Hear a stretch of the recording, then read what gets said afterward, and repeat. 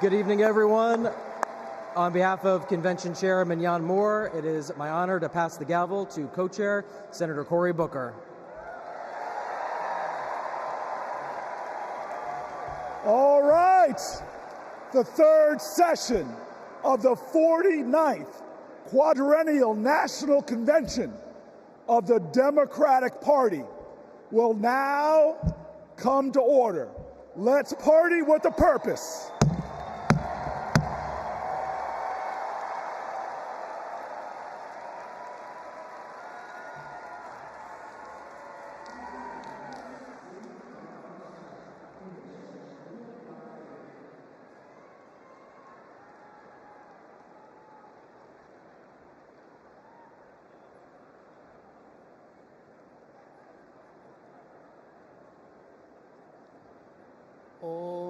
समानि व आकूति समाना हृदयानि वः समानवस्तु वो मनो यथा आवस्सु सहासाति. We should be in unison. Let our minds think together. Let our hearts beat as one, all for the betterment of society. May this make us powerful, so we can unite and make our nation proud. Paraspara vivadetu vayam panchashatanchate anyai saha vivadetu vayam panchottaram shatam. Even if we have differences, when it comes to the nation, we have to be united, and it moves us towards justice for all. We are one universal family.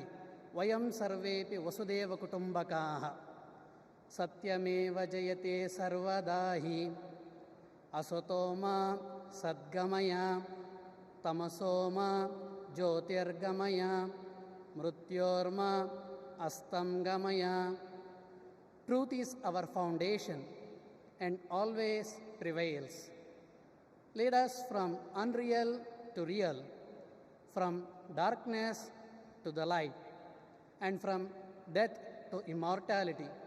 Om Shanti Shanti Shanti.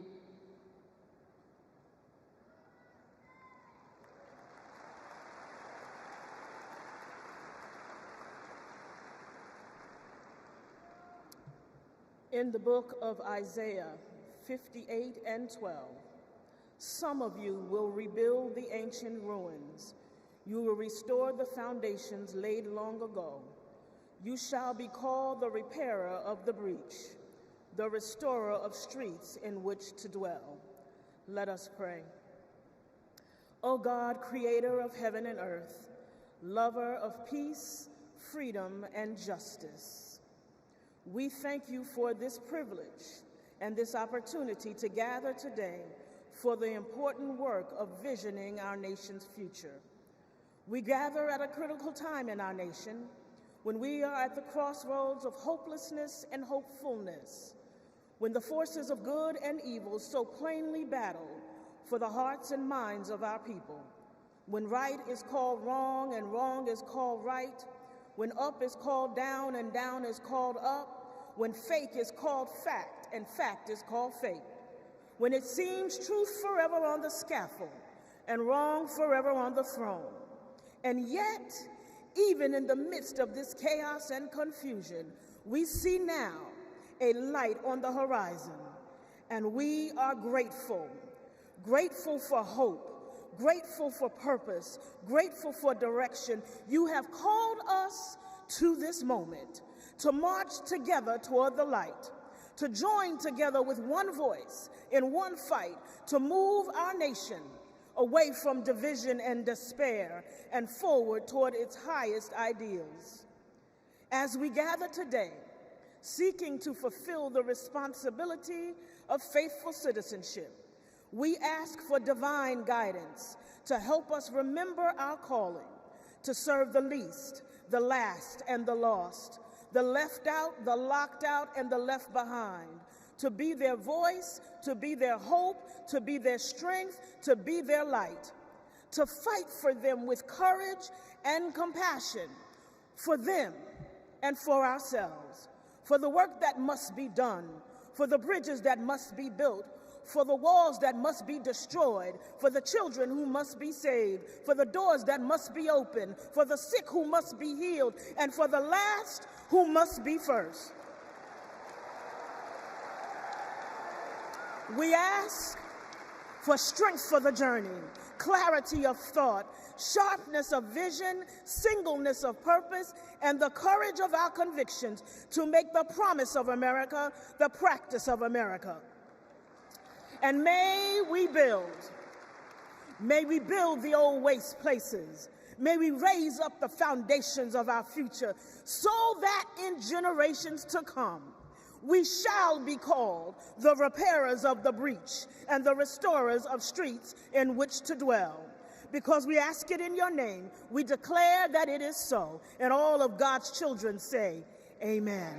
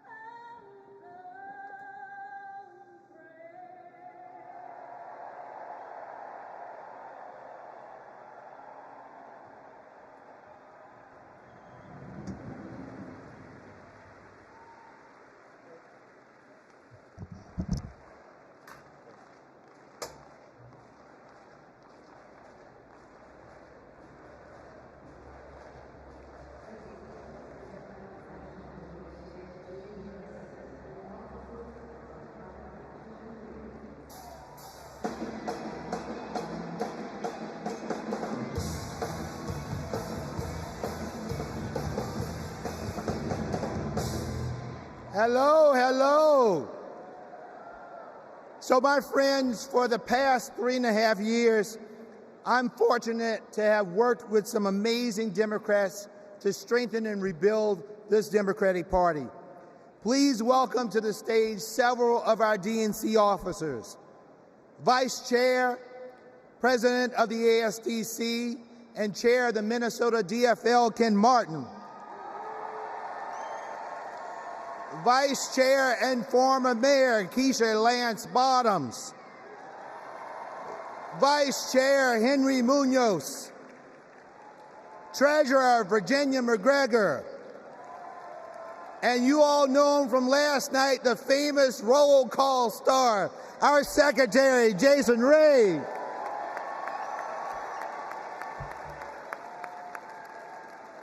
Fellow delegates, we now ask that you approve 3 honorary resolutions conveying our appreciation for those in Chicago who have set the stage for this convention's success.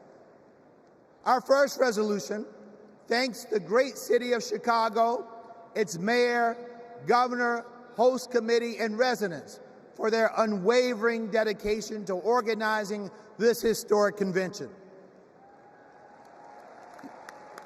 Our second resolution thanks the first responders who are working to protect every citizen and visitor of the Windy City. Our third and final resolution thanks the federal delegation of Illinois, its 14 U.S. representatives, and Senators Durbin and Duckworth for their continual support of the convention. We move that the convention approve these honorary resolutions. Delegates, you have heard the motion to approve these honorary resolutions. Is there a second? All in favor, please say aye. All opposed, say nay. The ayes have it, and the motion is passed.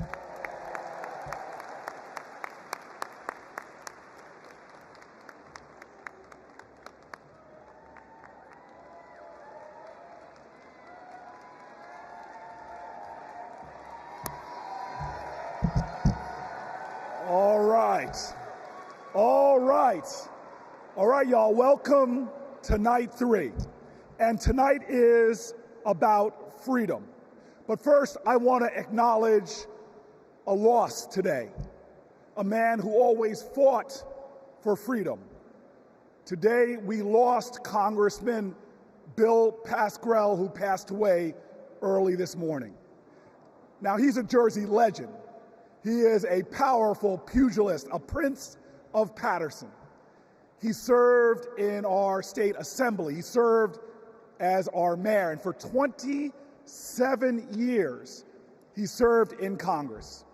He never forgot where he came from in Paterson. And he never stopped fighting. He could push some pachyderms. He fought for the people. And so today, while we're heartbroken, we all are a people who can hold loss and joy in our hearts, because we are sad for his loss, but we celebrate his life. Let's give him a round of applause. And now, some of the greatest heroes, some of the greatest warriors, some of the greatest champions for fighting for reproductive freedom. I welcome them to the stage.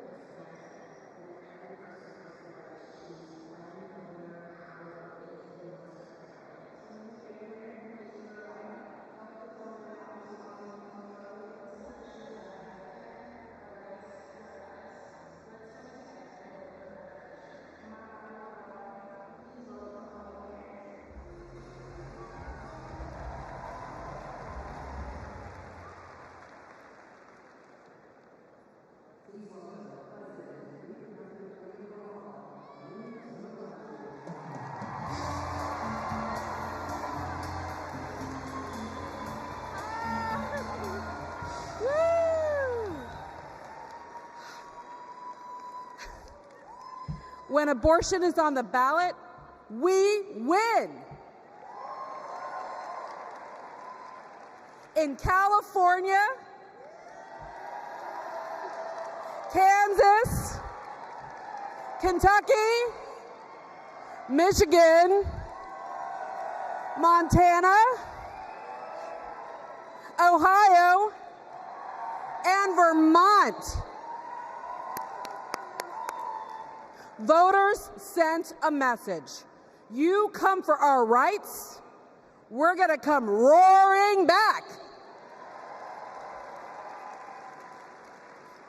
And it seems like every day another state gets added to the list. So let's hear it for Arizona,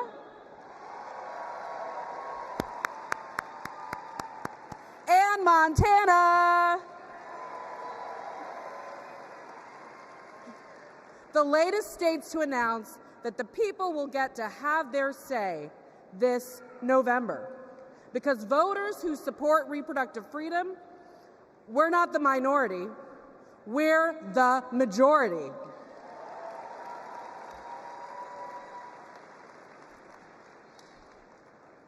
And if there are two people who should understand that Americans' private lives are none of anybody's business, it's Donald Trump and J.D. Vance. Instead, Trump brags about overturning Roe v. Wade. And if you want to know what he's going to do in office, Google Project 2025.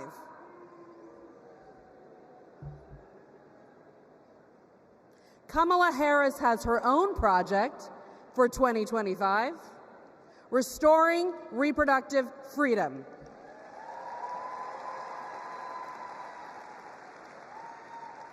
It's simple.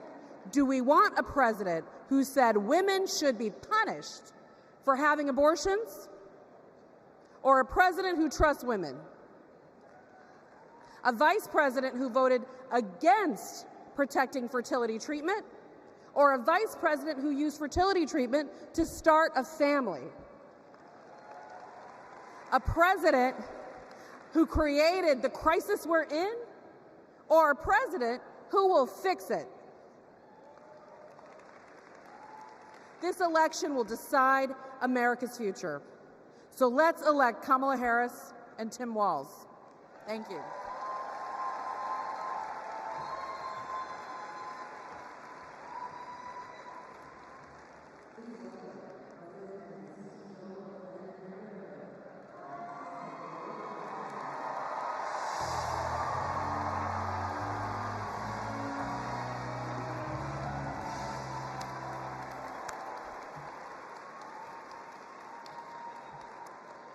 Last summer, a Planned Parenthood patient in Georgia realized that she was pregnant and didn't want to be. But Georgia bans abortion after 6 weeks. So she drove to South Carolina, but arrived the day that their 6-week ban went into effect. She went back home and then went to Florida. But she arrived just days when she was too late under their ban. She had to fly all the way to California to get an abortion. Now remember, each time she had to get the money up, she had to miss work, she had to find childcare. Now imagine if this was an emergency situation. In Texas, doctors who have feared going to jail have sent patients to wait in hospital parking lots rather than provide the emergency care they need. And in Idaho, they have airlifted patients to other states. We cannot call ourselves a free nation when women are not free.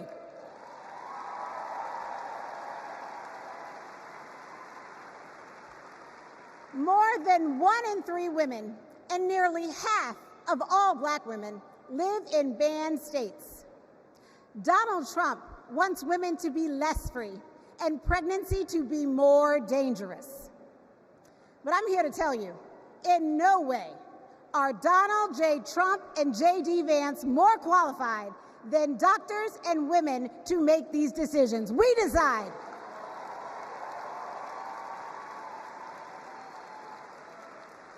We trust women. We trust doctors. And we trust Kamala Harris.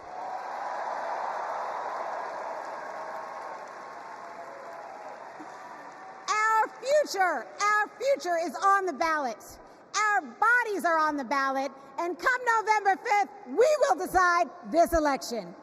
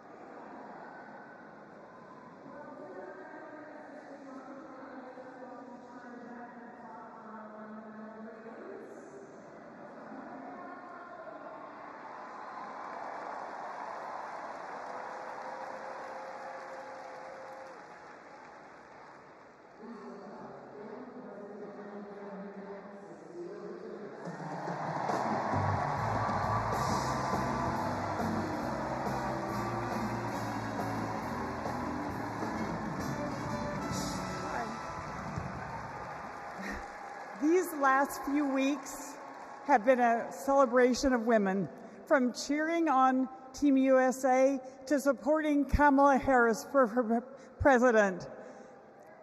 As my mother, Governor Ann Richards, would say, I hear America singing. When women are free to make their own decisions about their lives and to follow our dreams, we are unstoppable. But when Roe versus Wade was overturned, a generation of young people lost that freedom. Like Ashley, a 12-year-old rape survivor in Mississippi. Because of her state's abortion ban, she started 7th grade with a newborn. That's the Republican promise of states' rights. Last year, I became a grandmother. And during my daughter's pregnancy, nothing mattered more to me than her health.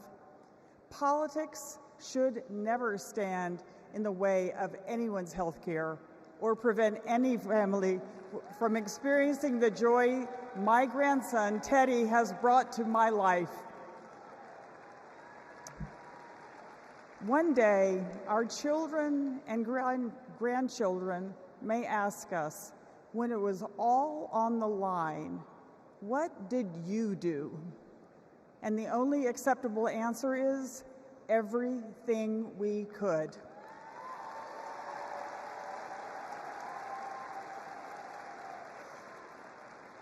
This is our time. This is our time. So let's go elect Kamala Harris and Tim Walz.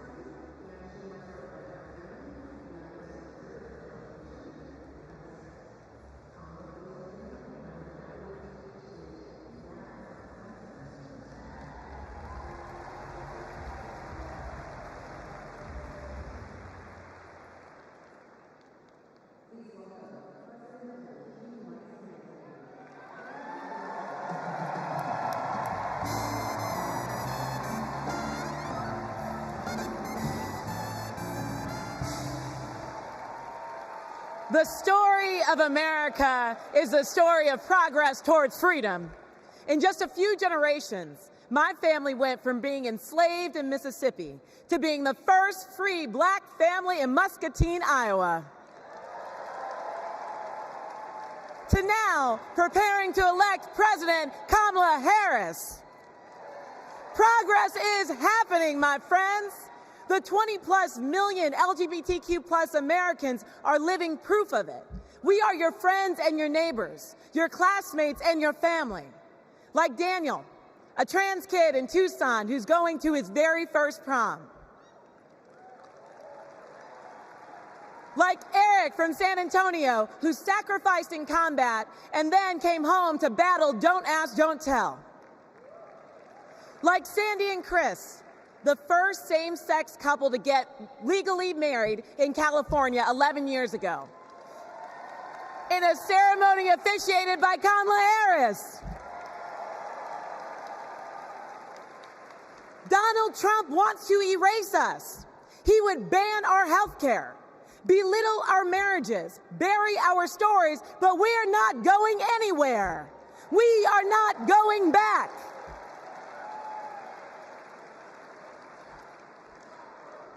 Kamala Harris.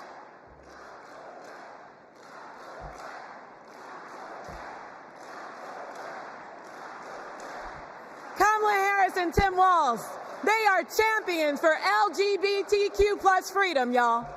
So tonight, we're fighting for lesbian, gay, bisexual, queer, and trans freedom without exception. We're fighting for equality for all without exception. We're fighting for joy. Somebody say joy. Somebody say joy. Without exception. And when we fight, thank you.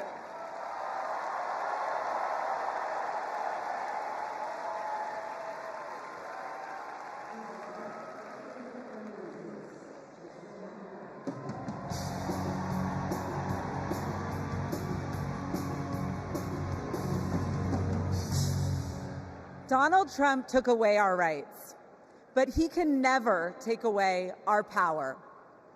Republican attacks on abortion didn't begin with the end of Roe, and they didn't end there either.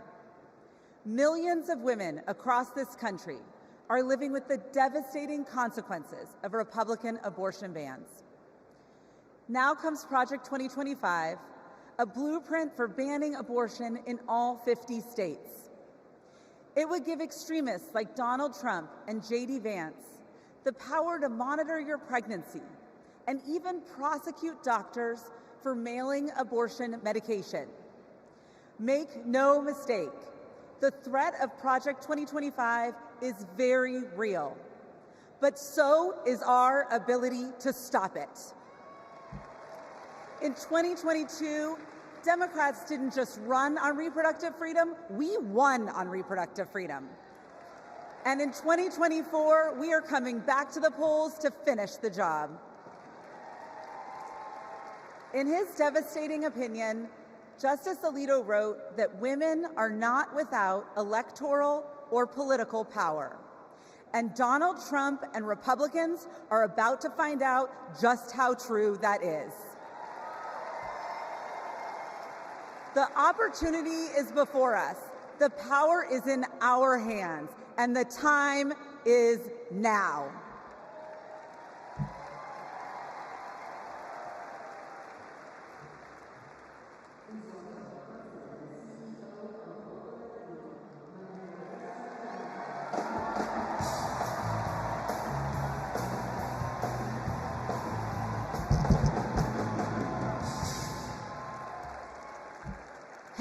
Chicago!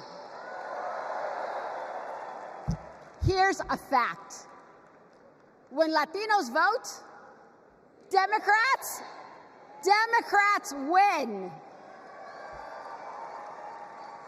Now, not everyone believes it, so I brought receipts. We flipped Nevada and Colorado in 2008. We delivered in 2020, Joe Biden and Kamala Harris won Georgia by 12,000 votes. Voto Latino, we registered 23,000 voters there. They won Arizona by 10,400 votes. We registered 34,000 voters there. Because we proved that when Latinos vote, Democrats win. Now, they're trying to suppress our vote. Boo. Our sacred and universal right as Americans. So let me be clear. Voto Latino has registered 1.5 million voters. And we are just getting started. Because since 2020, 4 million young Latinos have become eligible to vote this election. And I couldn't be prouder because we are registering them faster than any time in our history. This year, we will prove it again. Would Latinos vote? You guys got the memo. Another fun fact, this year, more Latinos will vote than any time in our history. So that means, sí se puede, se está haciendo, sí se puede. So that means that together, we will make history and elect Kamala Harris president. Vota!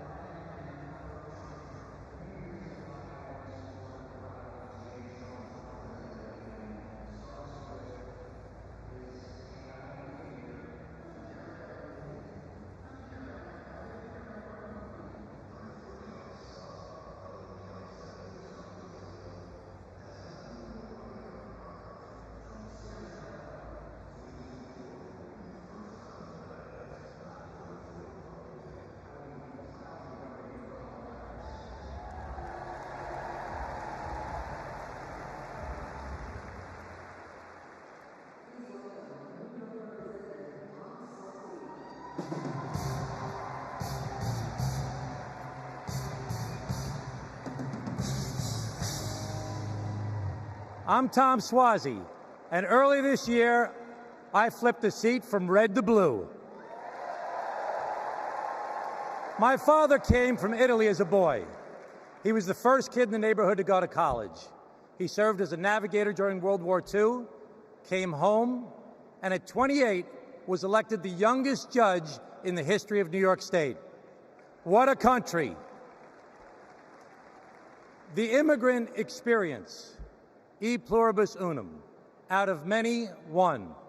My family's experience, Kamala Harris's experience, the American experience. That's why the polarization on immigration is so painful. Let's be clear, the border is broken.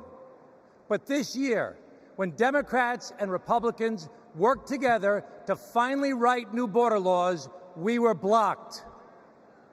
We all know who sabotaged us. We reject the divisiveness. We reject the dysfunction.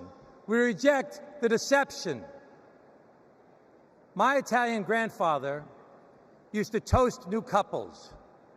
He'd say marriage sometimes is hard, but in the end, Non ci sono rose senza spine. You can't have the roses without the thorns. You have to work for it. To be a nation of immigrants is hard sometimes too. You have to work for it. Tonight, we celebrate the roses of life. We come together from every state, from every ethnicity, from every race and religion.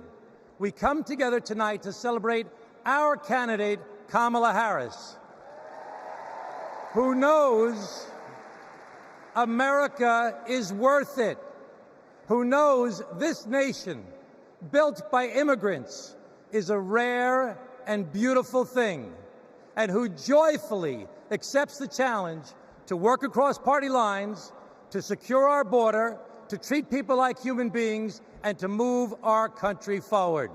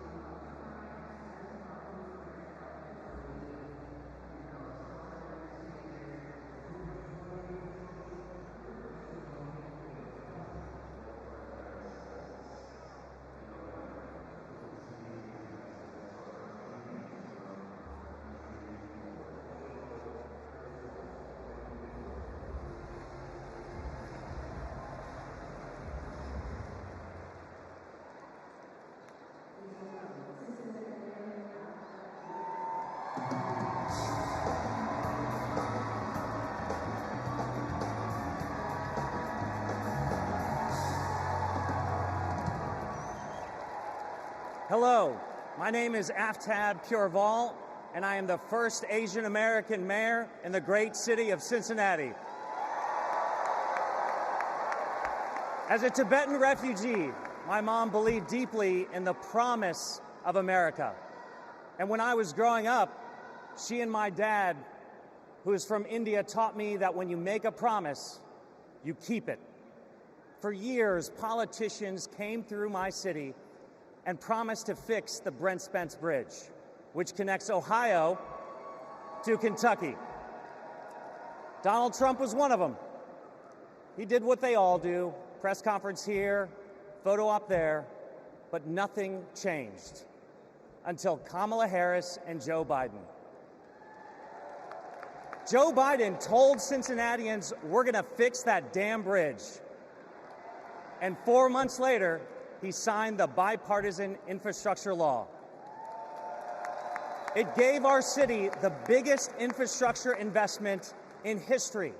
It will stitch our communities back together, and it will fix that damn bridge once and for all. That's what leadership looks like. Not hollow promises, but solid progress. Not lip service, but true, honest-to-God public service. And under Kamala Harris, the progress will only continue.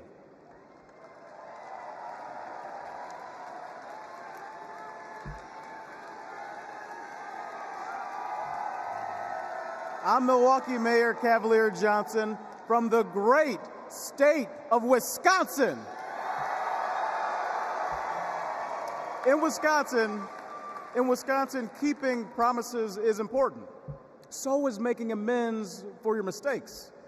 One of those mistakes happened 60 years ago in a neighborhood called Bronzeville, brimming with black music, black culture, and entrepreneurship. And then came urban renewal and the construction of Interstates 94 and 43, ripping our communities apart. 6th Street was widened and people of color were displaced. Homes destroyed, businesses shuttered, all for a quicker commute. Under Kamala Harris and Joe Biden, we're bringing Bronzeville back. With more green space, bike paths, and walkable streets to serve people who actually live there. The music is coming back. The culture is coming back.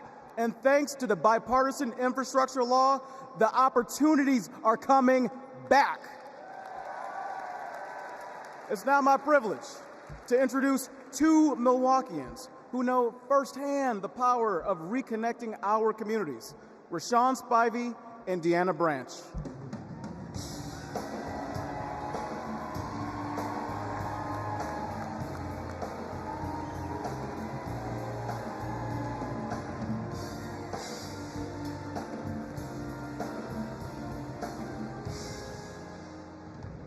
My name is Deanna Branch, and I'm an advocate and mom from Milwaukee. When my son, Aiden, was 2, he was hospitalized due to high levels of lead in his blood. Lead was everywhere, in our pipes, in our paint, and in our soil. President Biden and Vice President Harris passed the bipartisan infrastructure law. It's removing lead pipes from communities like ours. As president, Kamala Harris will make sure everyone can drink clean water and be, in Aiden's words, lead-free superheroes. My name is Rashawn Spivey, the owner of Hero Plumbing in Milwaukee. When President Biden and Vice President Harris announced their goal to replace every lead pipe in America, Hero stepped up to help make that vision a reality. We went to work replacing lead pipes that served homes and child care communities or child care centers in our communities. Since then, we've replaced more than 1,000 pipes. That was made possible thanks to Vice President Kamala Harris. And when she visited Milwaukee 2 years ago, I got to show her our work up close. Because of her leadership, I've grown my business and helped kids like Aiden have safer, healthier lives.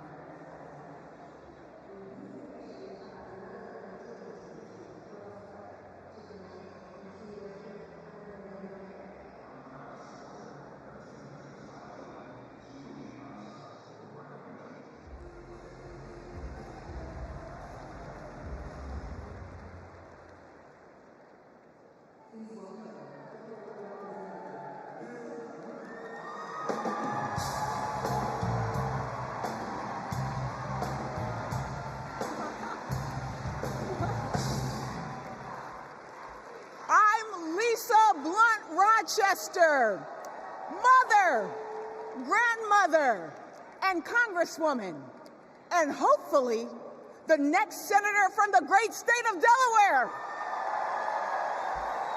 The proud home of President Biden. We love you, Joe. In Delaware, we know that when small businesses thrive, communities thrive. We know that when our roads and our bridges are strong, communities are strong. When everyone has a fair shot at a better future, America is limitless.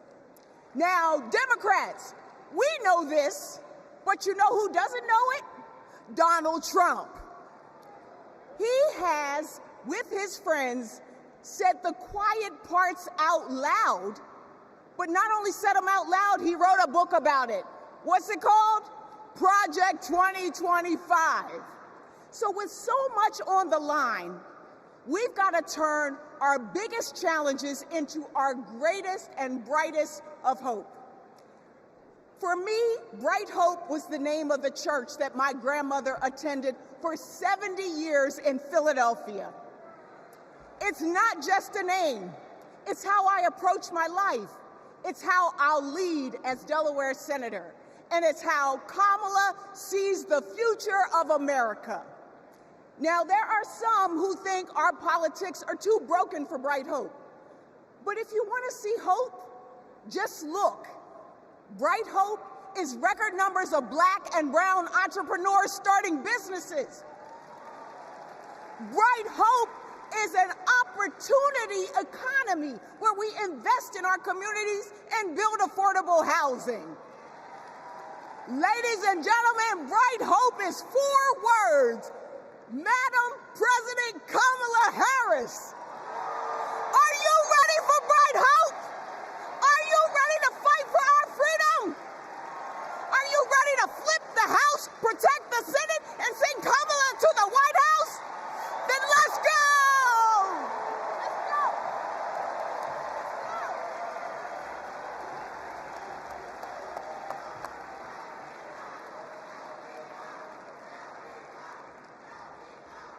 Wow.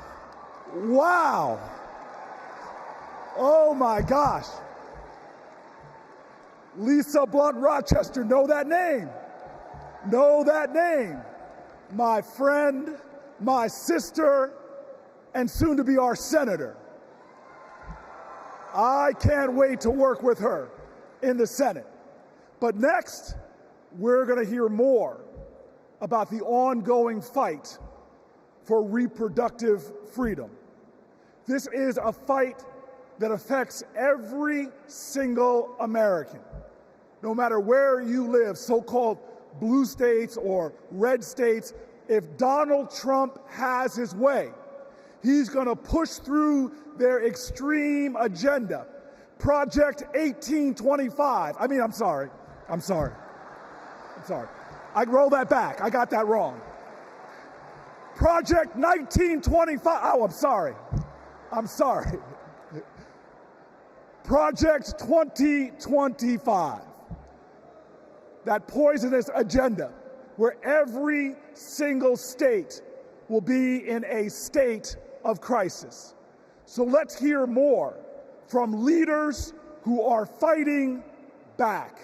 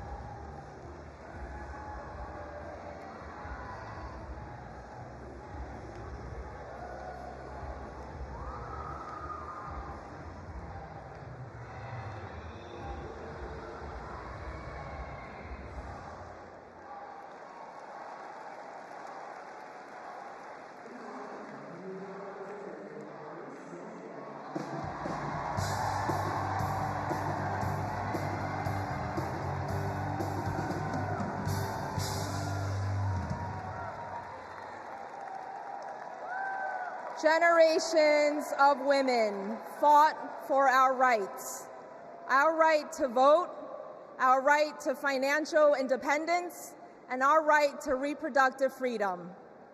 Our mothers and grandmothers marched for us. Because of them, my husband and I were able to choose if and when to start a family. And we have 2 energetic boys running around at home. Now it is our turn to take the torch for our children and grandchildren. All across our country, women are being denied life-saving health care and the right to determine their futures. And a second Trump term will be even worse. He will not stop at banning abortion. He'll let states track pregnancies. He'll put birth control and fertility treatment at risk. Trump's plan is cruel, it's dangerous, but it is not inevitable. Tonight, we mobilize for Kamala Harris. November 5th, we move forward with Kamala Harris because we are not going back.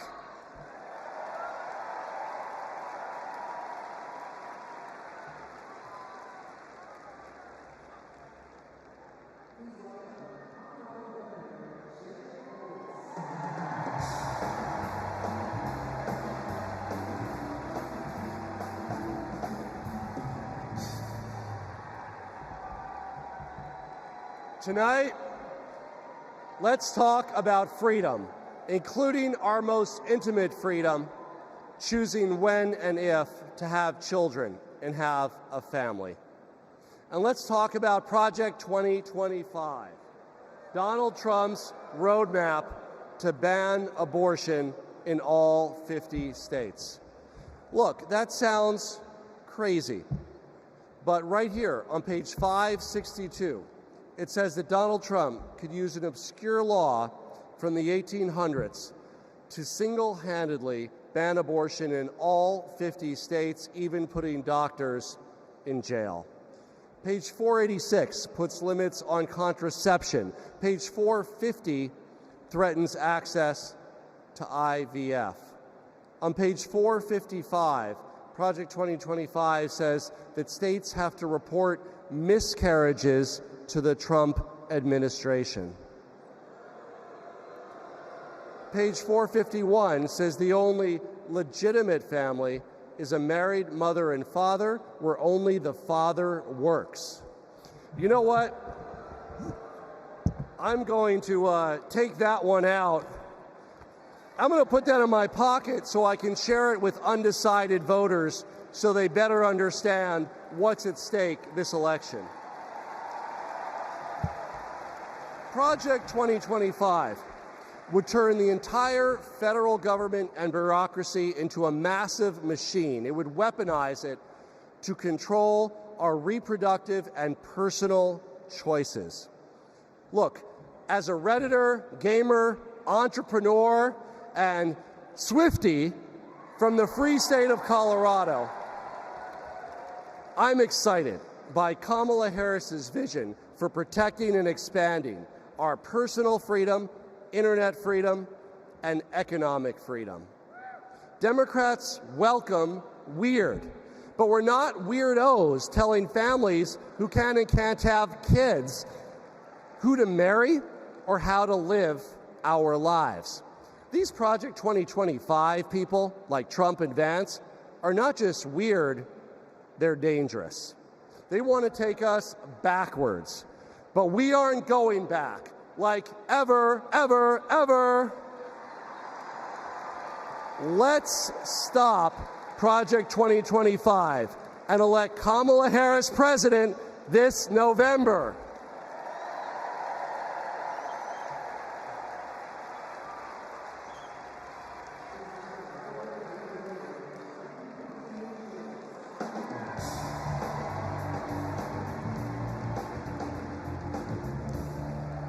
Hello, America! As a proud Floridian, I bring you a cautionary tale. For the people of my state, Project 2025 isn't just a threat. It's a reality that we battle every day. From the classroom to the emergency room, Governor DeSantis turned Florida into a testing ground for the right's most egregious, dangerous policies. I can tell you firsthand, it's been devastating for families in my district and across the state. Today in Florida, state policy requires that kids are taught racist lies about so-called benefits of slavery. Books are banned. Teachers are censored. And our LGBTQ plus community endures endless state-sponsored hate. Even a cruel "don't say gay" school law.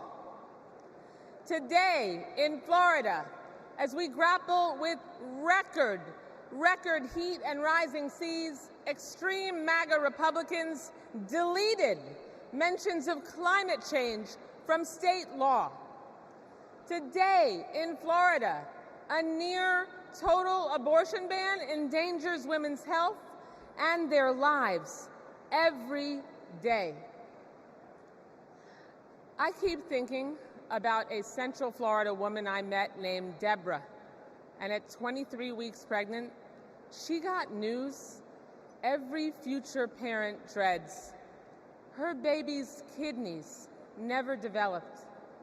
Doctors told her that not only would her baby not survive, her own health was in danger. Deborah couldn't get the care she needed in Florida, and she couldn't afford to travel hundreds of miles to get it. She had no choice but to carry her son Milo to term, only to watch him die in her arms 2 hours later. This is Project 2025 in practice. It's what Donald Trump and J.D. Vance want for the whole country. But we're not going to let it happen, are we? Now, I say this as a Floridian, but also a mom and an American. We can't let them do to America what they did to Florida. Are you with me? So let's fight like hell to elect Kamala Harris, the next president of the United States of America. Thank you so much.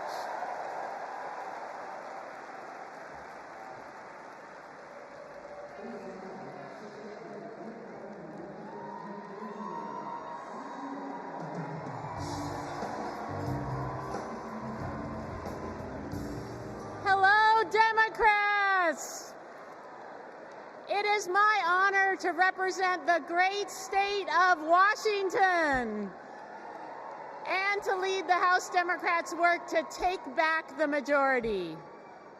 As I travel the country, I hear the same thing. People want governance that works. They don't want tax cuts for the ultra-wealthy, not a national abortion ban, or more chaos and dysfunction, or blind loyalty to Trump. In other words, they don't want Republicans in charge. We're here because we need to elect Vice President Harris and Governor Walz. And giving them a Democratic Congress is how we turn promises into progress. A Democratic majority means lowering costs and growing the middle class, expanding the child tax credit and making it permanent, protecting reproductive freedom, and yes, a Democratic House means Speaker Jeffries will certify the 2024 election. We need just 4 more seats to take back the majority. The good news is we have fantastic candidates in winnable districts all across the country. In battleground states like Michigan and Arizona, in blue states like New York and California, and even in states like Iowa and Nebraska. And we're going to make history by picking up a seat in the state where I was born, Alabama. In 2022, we came within 7,000 votes of the majority. So it's within our power to win these critical races. This election is about our rights, our freedoms, our democracy, and our future. So let's get out the vote. Let's take back the House. Let's make Hakeem Jeffries our next speaker. And let's send Kamala Harris and Tim Walz to the White House. Thank you.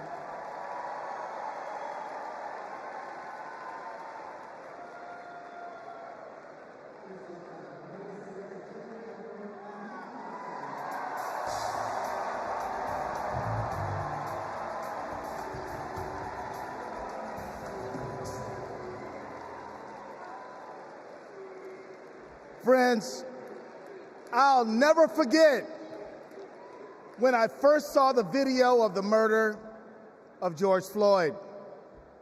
I was heartbroken. I was angry. And that morning, my phone rang. And on that line was Governor Tim Walz. Tim Walz felt the exact same way I did. And a few days later, Tim appointed me to prosecute Floyd's murder. Almost a year after that, minutes after the guilty verdict came down, my phone rang again, and it was Vice President Kamala Harris calling to congratulate my team and the work. Now, Kamala and Tim, they understand the legacy of George Floyd. No one is above the law, and no one is beneath it. No one is outside the circle of our compassion. In the Republican Party, everyone thinks they're above the law. Hell, nearly a dozen of their own lawyers are facing serious charges. Even their lawyers need lawyers. These con artists are trafficking in the defective goods of division, exclusion, and fear.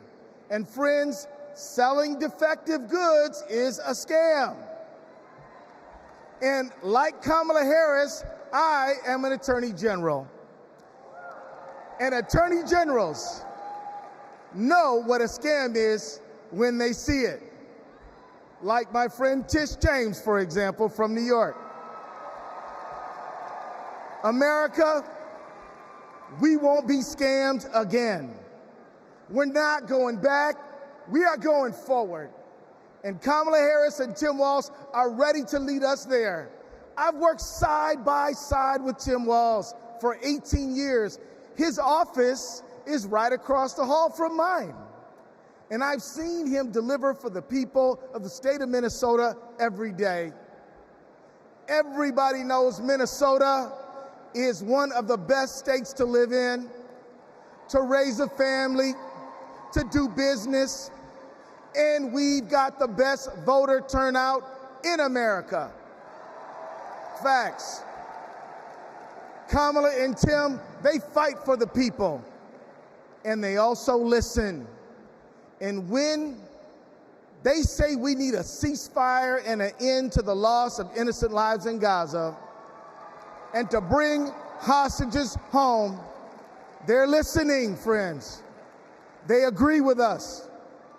There are people watching tonight and maybe even here tonight who aren't sure yet about Kamala Harris and Tim Walz. If you want to know where they stand on some of the most urgent issues facing our country and the world, let me assure you, Kamala and Tim hear you. They listen, they care, and everyone is included in their circle of compassion. They believe that everybody counts and everybody matters. Let's put a stop to the scam of Donald Trump once and for all, and let's put Kamala Harris and Tim Walz in the White House. Let's go win.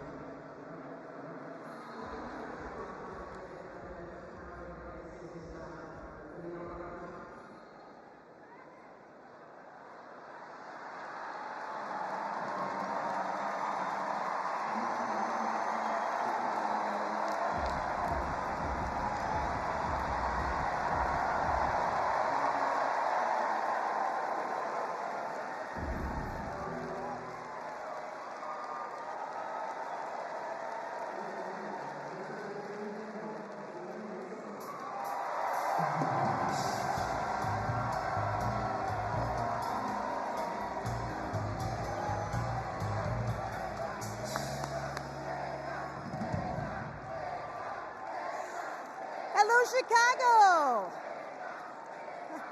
I'm Michigan Attorney General Dana Nessel. Let me tell you, being Attorney General is a tough job, right?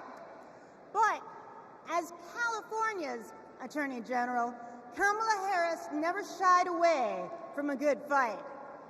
She's held accountable environmental polluters, sexual abusers, and transnational gangs. But what really stands out is when she stood up and protected her constituents' freedoms. In 2011, she refused to defend California's ban on same-sex marriage.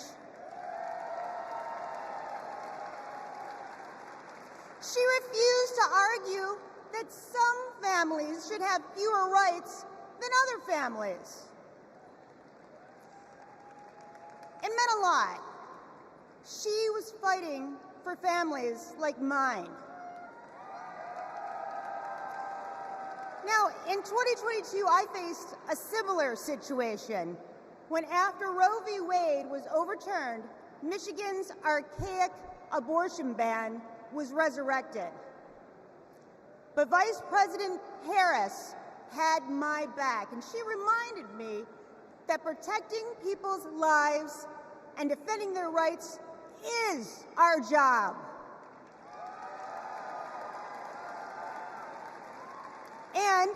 just as the same-sex marriage ban was overturned in California, so too was the abortion ban in Michigan.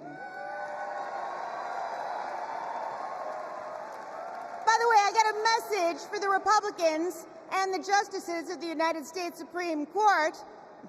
You can pry this wedding band from my cold, dead, gay hand.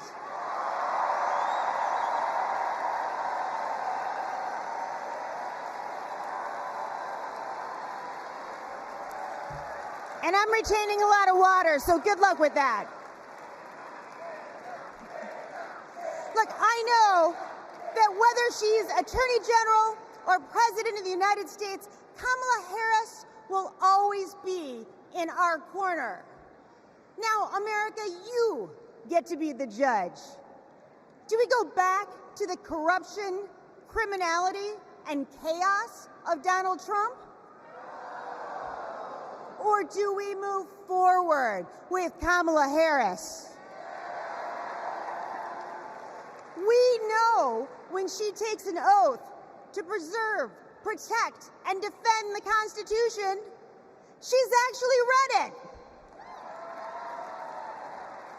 We know that she'll appoint Supreme Court justices who will protect our freedoms.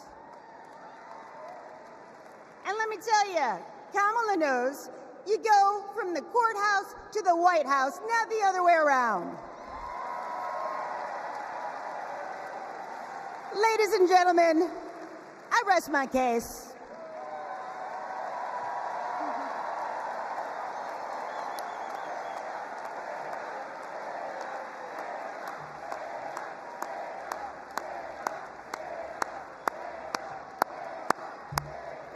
Wow. Wow. I just want to say thank you, Attorney General Nessel.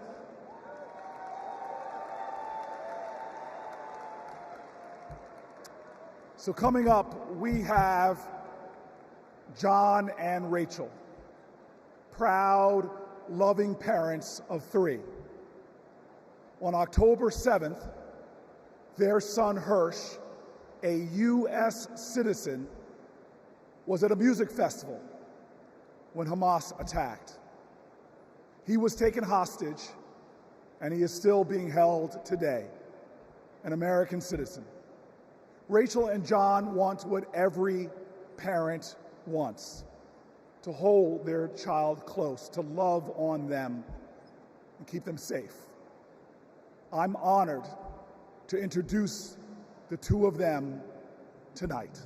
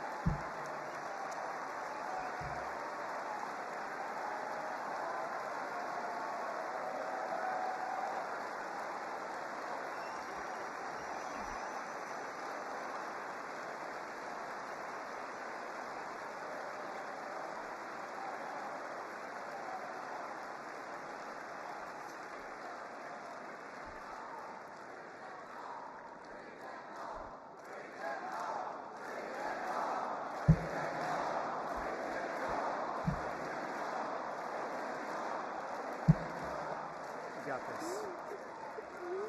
Go ahead and start. At this moment, 109 treasured human beings are being held hostage by Hamas in Gaza. They are Christians, Jews, Muslims, Hindus, and Buddhists. They are from 23 different countries. The youngest hostage is a 1-year-old red-headed baby boy, and the oldest is an 86-year-old mustachioed grandpa Among the hostages are 8 American citizens. One of those Americans is our only son. His name is Hirsch. He's 23 years old, and like Vice President Kamala Harris, Hirsch was born in Oakland, California. Hirsch is a happy-go-lucky, laid-back, good-humored, respectful, and curious person. He is a civilian.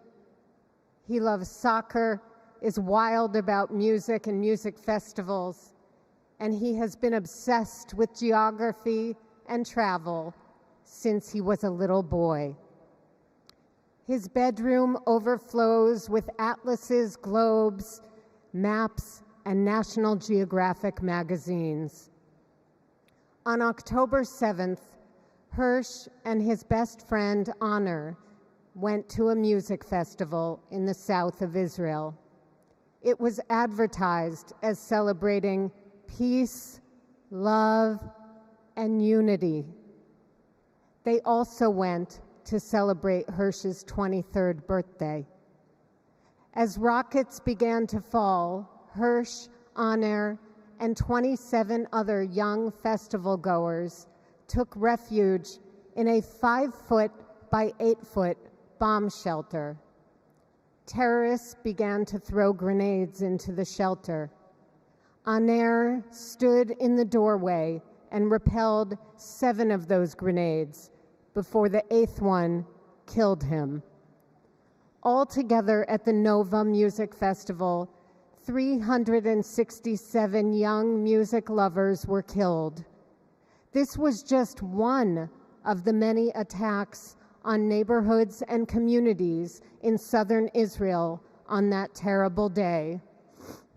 In total, 1,200 were killed, including 45 Americans. Hirsch's left forearm, his dominant arm, was blown off before he was loaded onto a pickup truck and stolen from his life and me and John into Gaza. And that was 320 days ago. Since then, we live on another planet. Anyone who is a parent or has had a parent can try to imagine the anguish and misery that John and I and all the hostage families are enduring. Rachel and I are comforted to be back in our sweet home, Chicago. We were both born and raised here, and our families still live here. This is a political convention, but needing our only son and all of the cherished hostages home is not a political issue. It is a humanitarian issue.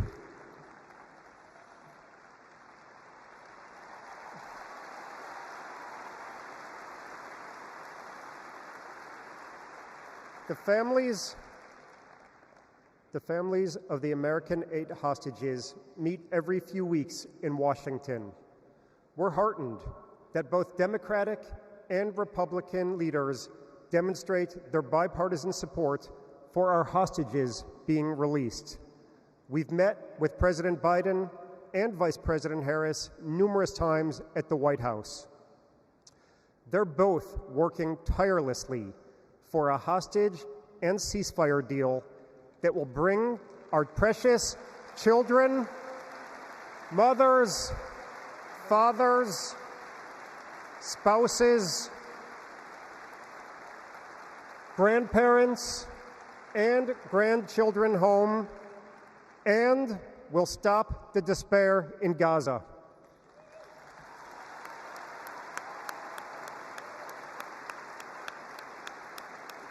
We are all deeply grateful to them.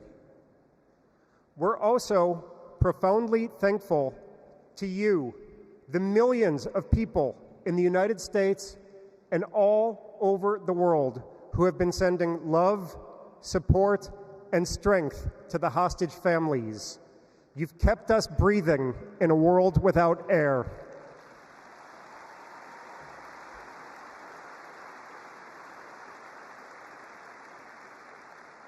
There is a surplus of agony on all sides of the tragic conflict in the Middle East.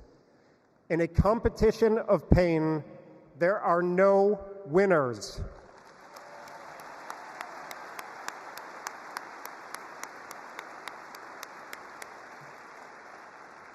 In our Jewish tradition, we say, Kol Adam Olam Umlo'o. Every person is an entire universe. We must save all these universes.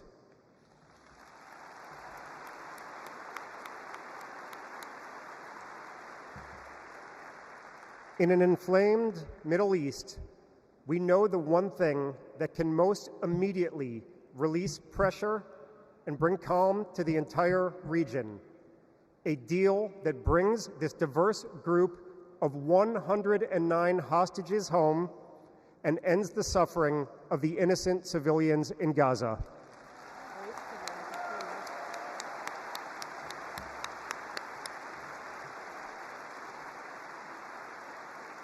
The time is now.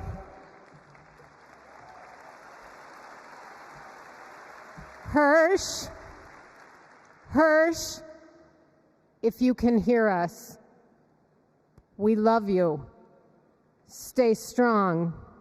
Survive. Bring them home.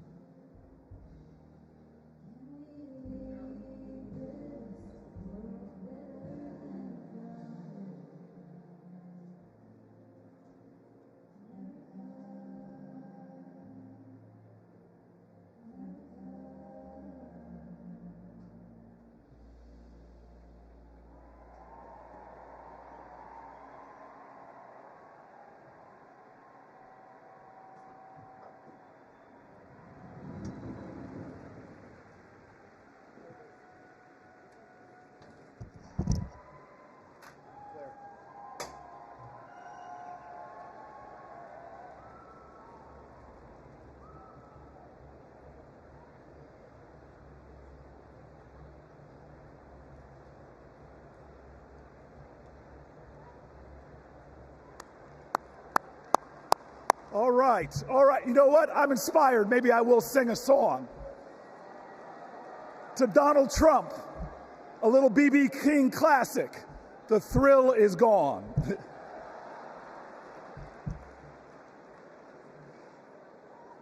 I want you all to know tonight is about joy. American history, our common history, is a testimony to taking on the insurmountable and achieving the impossible. That should bring us joy.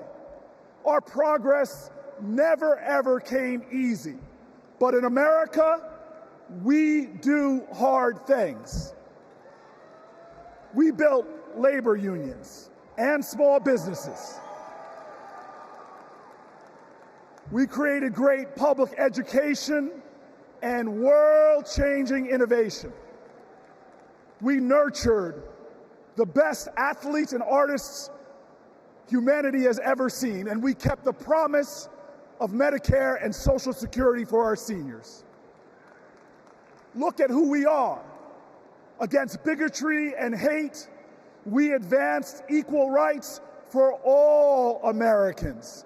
Civil rights, workers' rights, LGBTQ rights, reproductive rights, the right to marry who you love, the right to be free.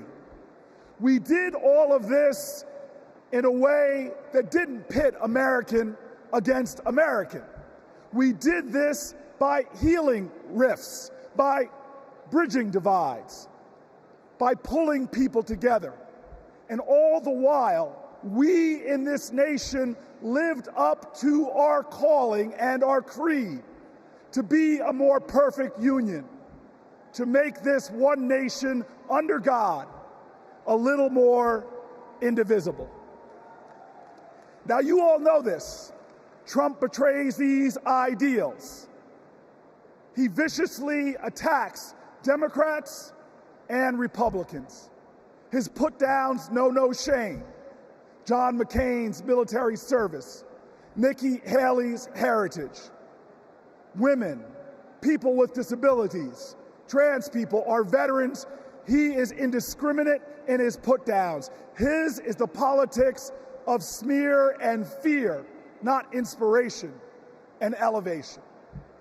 Donald Trump speaks more of American carnage than American compassion. But in America, you can't lead the people if you don't love the people. All the people. Now, our nominees, Kamala Harris and Tim Walz, they bring the joy. Think about it. They're descendants of immigrants, shopkeepers, slaves, educators, people who faced pain with perseverance, people who met hate with love. They are the living dreams of their ancestors. But look in this arena, look around you right now. We are all our ancestors' wildest dreams. Generations who faced impossible odds and that responded to every one of their challenges with that classic American creed, yes, we can.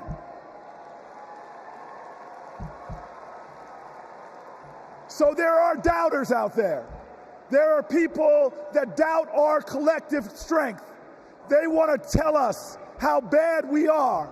They want to say that they alone can save us. Well, we know that the power of the people is greater than the people in power. And we're not going to lose our faith.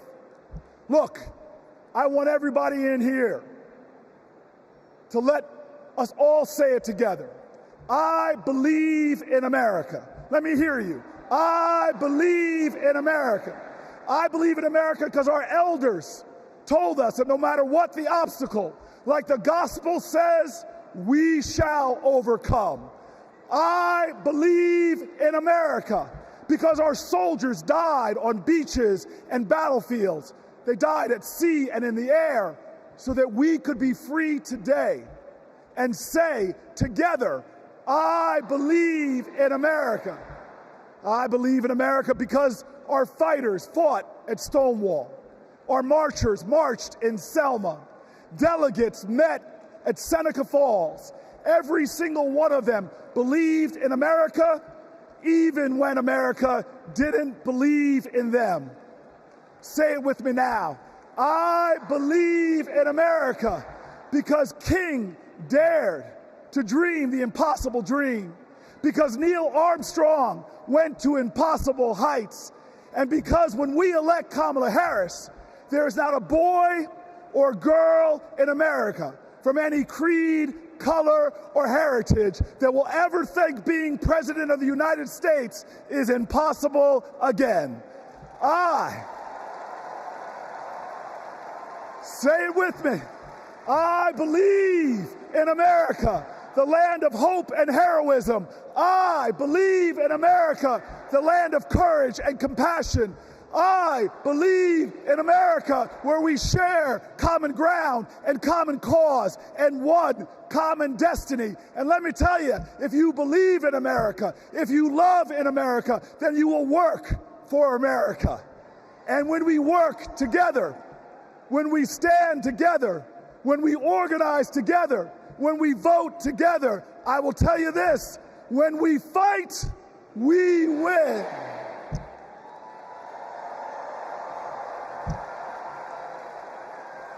Ladies and gentlemen, Veronica Escobar.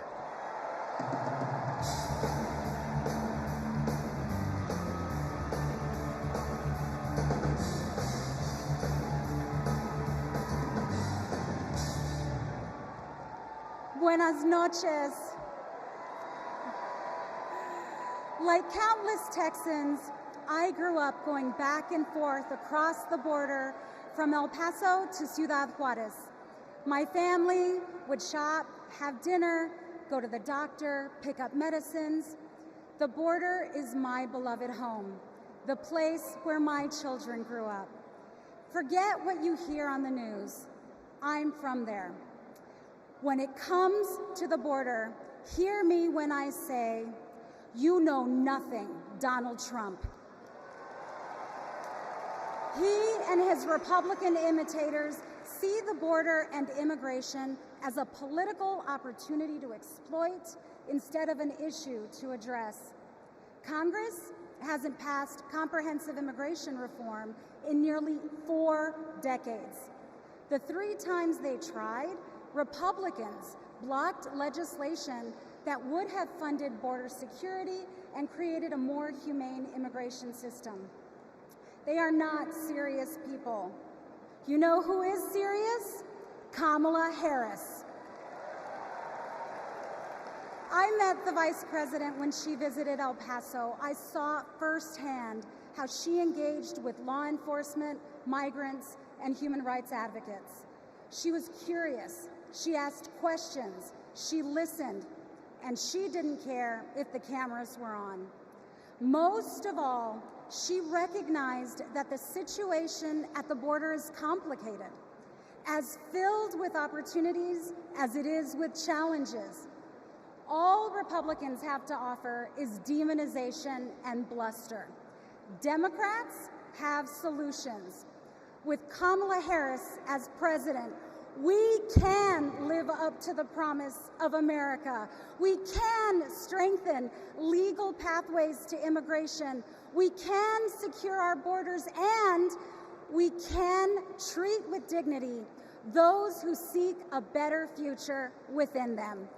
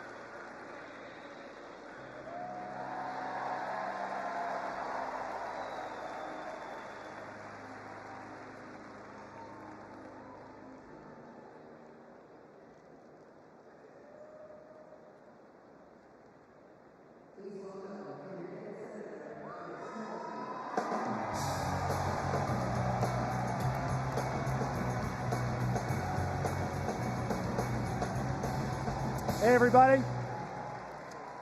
So, I just want to let you know, that everything that you just saw in that video, that's exactly what happened. I know because I was the Democratic senator who negotiated that bill to secure the border with President Biden and Vice President Harris. And I want to tell you this as well. Donald Trump's allies weren't just in the room. They helped us write the whole bill. It was a bipartisan bill. It was a tough bill. $20 billion in new border security, gave the president the emergency power to shut down the border, made compassionate but serious reforms to our asylum system. One Republican said it would have had almost unanimous support if it weren't for Donald Trump. Trump killed that bill, and he did it because he knew that if we fixed the border, he'd lose his ability to divide us, his ability to fan the flames of fear about people who come from different places. Right? You guys know this, right? Hate and division, that's Trump's oxygen. Right? People like Trump and J.D. Vance, they need it to survive in politics. People are saying that they're weird, that they're creepy, and they are weird, they are creepy. But even worse, they're weak.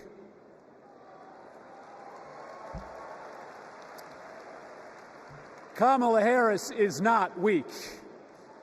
For 20 years, Kamala Harris has been tough as nails when it comes to securing our border. When she was a California prosecutor, she went after drug smugglers, human traffickers. She put 100 gang members away in a single sweep. Trump says that a safe nation can't be an immigrant nation. That's flat wrong, and Kamala Harris knows it. She knows this, too.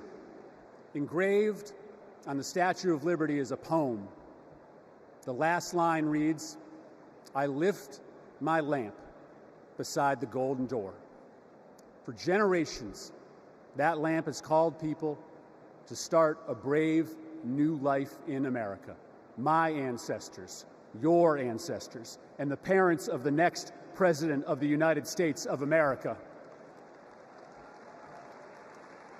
Kamala Harris knows that we can be a nation of proud immigrants and a nation of strong immigration laws. That's why when she's president, she will bring that border bill back, and Kamala Harris is going to pass it.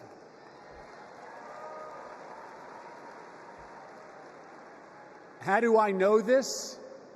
Because in this race, there is only one candidate who has ever been willing to do the worthy, redeeming work of making our country better, of recognizing that we do not have to choose between celebrating our heritage and enforcing our laws, right?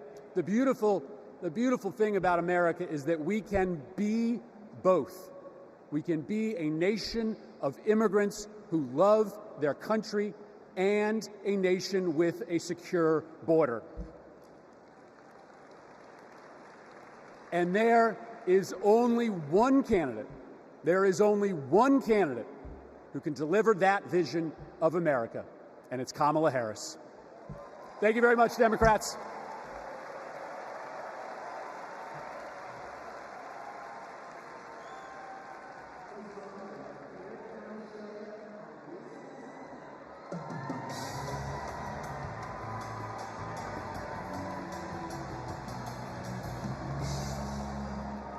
On the other side of the border, the traffickers, they pack migrants into 18-wheelers like cattle, 50, 100 at a time. Then they seal the doors. That's when the 911 calls come. We hear them, desperate, terrified, gasping for air. Now, sometimes we get there in time. Sometimes, despite our best efforts, we can't. When Donald Trump comes down to Texas, stands next to officers in uniforms just like mine. He's not there to help us. Don't think that, not for a second. He is a self-serving man.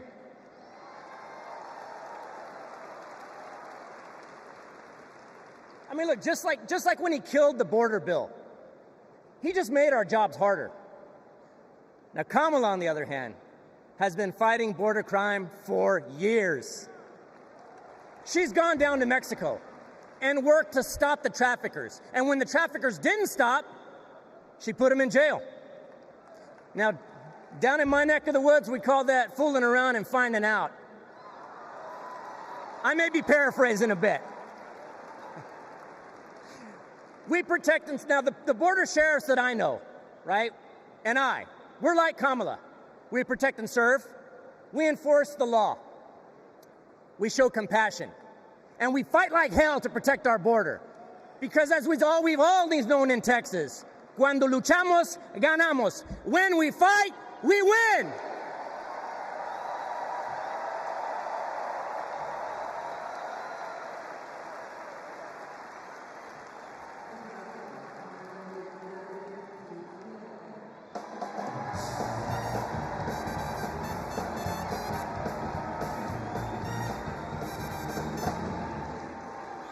I'm Pete Aguilar, chair of the Democratic Caucus. For 4 generations, my family has called California home. I grew up in San Bernardino, a working-class community defined by family, faith, and hard work. These values, shared by Latino families across this country, are what made my family's American dream possible. And only Kamala Harris and Tim Walz will protect the American dream so that every family can earn a living, own a home, and reach their full potential. This is a vision for America that Donald Trump will never understand. All he knows is chaos and division. He talks about tearing American families apart, pitting neighbor against neighbor, community against community. Compare that to what Kamala Harris has done as vice president. Almost 500,000 people who live here and are married to a U.S. citizen can now apply for lawful permanent residence. DACA recipients who graduated college have easier access to work visas. And we would have much more security at the border if Donald Trump hadn't tanked the bipartisan bill. Folks, we don't have to choose between a secure border and building an America for all. Under President Harris, we can and will do both. As a prosecutor, she took on transnational gangs and cartels. As president, she will fight for pathways to citizenship. And I can tell you, as the highest-ranking Latino in Congress, our community understands the stakes in this election because we believe in the promise of this country. We believe our nation is stronger when we keep families together.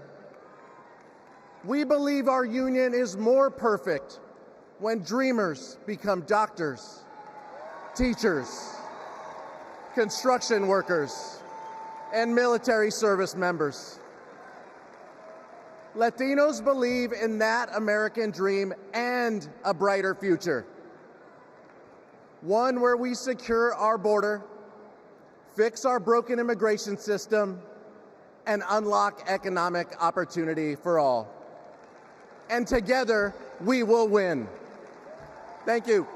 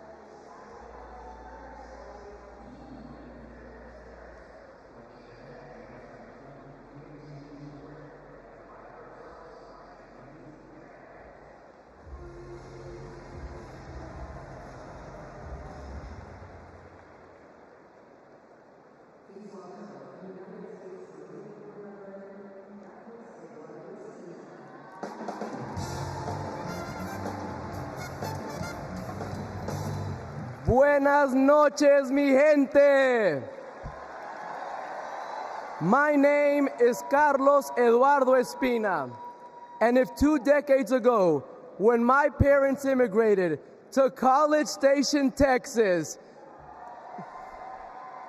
you told them that one day their son would reach 14 million followers on social media, graduate law school, and speak at the Democratic National Convention, they might not believe you. But this is the United States of America, the land of opportunities where anything is possible. I know this because daily I interact with people who, like my parents, came to America to fulfill the dreams and ambitions that in their home countries were impossible. People who work hard, contribute to society, pay taxes because, yes, immigrants pay taxes, and love this country deeply. The same people Donald Trump wants you to believe are poisoning the blood of our country. This is dangerous, and it is outright anti-American. Because as Ronald Reagan, a Republican, once said, we lead the world because unique among nations, we draw our people, our strength from every country and every corner of the world. Reagan knew that welcoming immigrants is not a Democratic or a Republican value, it is an American value. To be pro-immigrant is to be pro-America. And that's why Kamala Harris understands this too. And that's why, once elected, she will reject hate and find solutions that make our nation stronger. So let's get her elected. Let's get her elected. And ensure that our country remains a beacon of freedom and opportunity for all. Thank you, God bless you, and God bless the great state of Texas!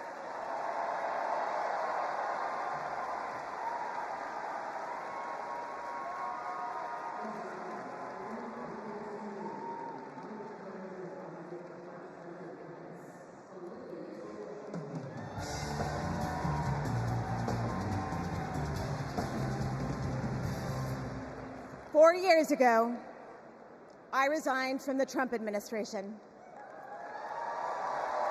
As a Republican who dreamed of working in the White House, it was a hard decision. But as an American, it was the right one. I saw how Donald Trump undermined our intelligence community, our military leaders, and ultimately our democratic process. Now, he's doing it again, lying and laying the groundwork to undermine this election. It's his MO, to sow doubt and division. That's what Trump wants, because it's the only way he wins. And that's what our foreign adversaries want, because it's the only way they win. As a national security expert, y como latina, y hija de una inmigrante mexicana que realizó el sueño americano, being inside Trump's White House was terrifying. But what keeps me up at night is what will happen if he gets back there. The guardrails are gone. The few adults in the room the first time resigned or were fired. I grew up in the kind of working family that Trump pretends to care about. Conservative, Catholic, Texan. July 4th was our most sacred holiday. Those values made me a Republican. And they're the same values that make me proud to support Kamala Harris. Not because we agree on every issue, but because we agree on the most important issue: protecting our freedom. So to my fellow Republicans, you aren't voting for a Democrat. You're voting for democracy. You aren't betraying our party. You're standing up for our country. Thank you. Gracias.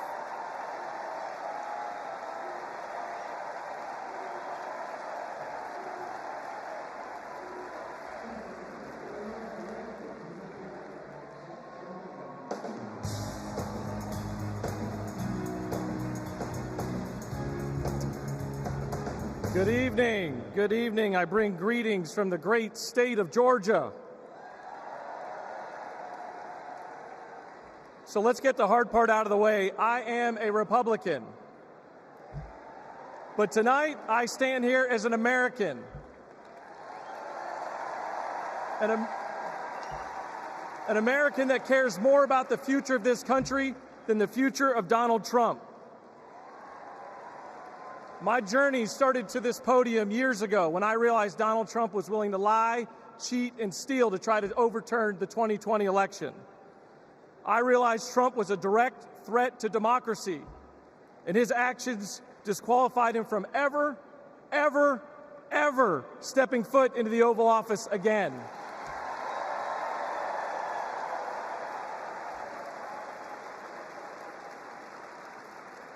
I could spend my time revving up this crowd, but I'm certain I don't have to talk anybody out of voting for Donald Trump here. So I'm going to focus my attention on the millions of Republicans and independents that are at home that are sick and tired of making excuses for Donald Trump.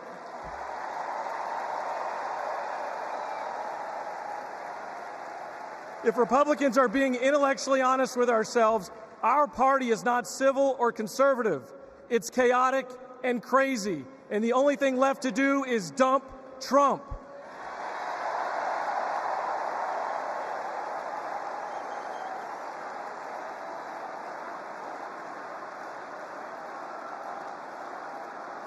These days, our party acts more like a cult worshiping a felonious thug. Look, you don't have to agree with every policy position of Kamala Harris. I don't. But you do have to recognize her prosecutor mindset that understands right from wrong, good from evil. She's a steady hand and will bring leadership to the White House that Donald Trump could never do. Let me be clear to my Republican friends at home watching. If you vote for Kamala Harris in 2024, you're not a Democrat, you're a patriot.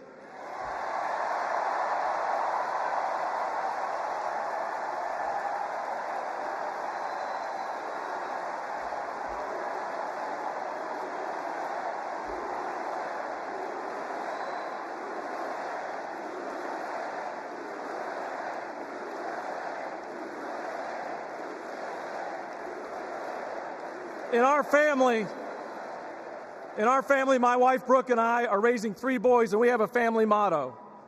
And it says, doing the right thing will never be the wrong thing. During 2020, during just the lowest of lows, when we had armed officers outside our house protecting us from other Republicans, Donald Trump had targeted us.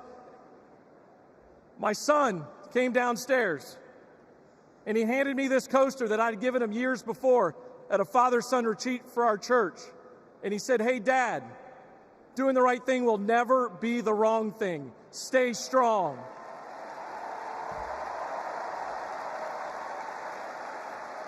To my fellow Republicans at home that want to pivot back towards policy, empathy, and tone, you know the right thing to do.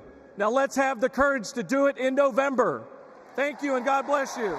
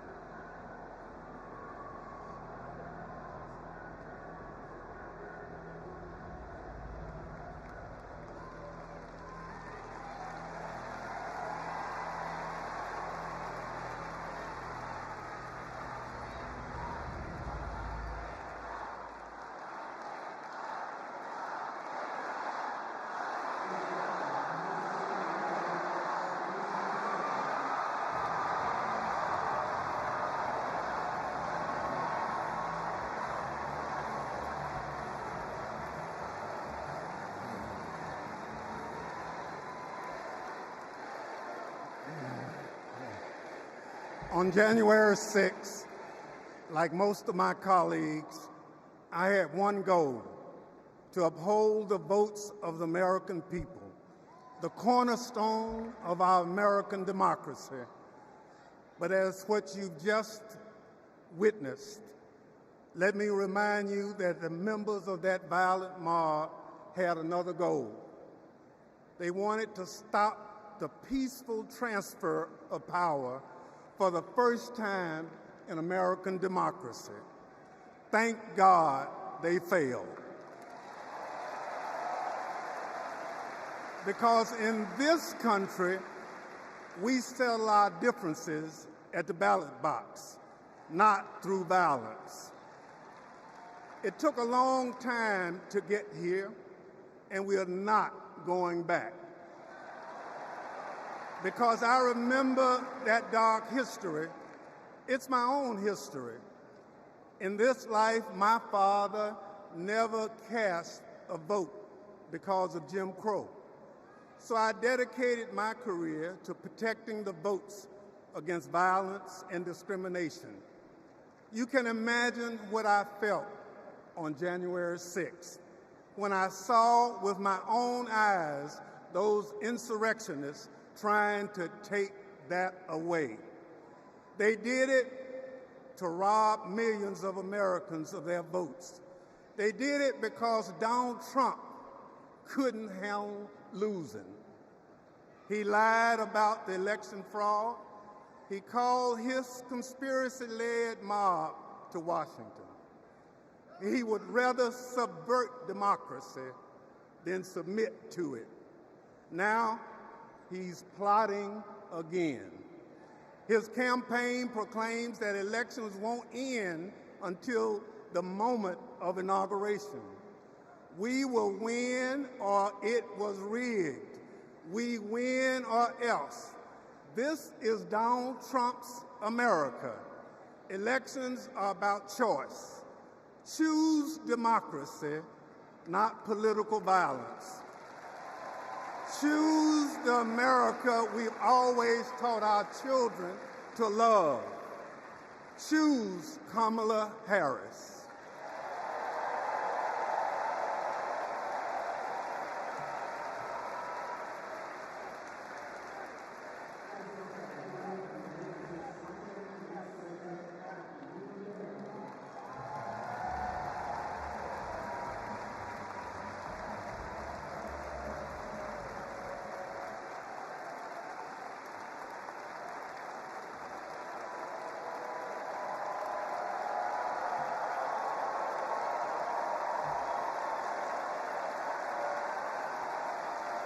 Thank you. Thank you.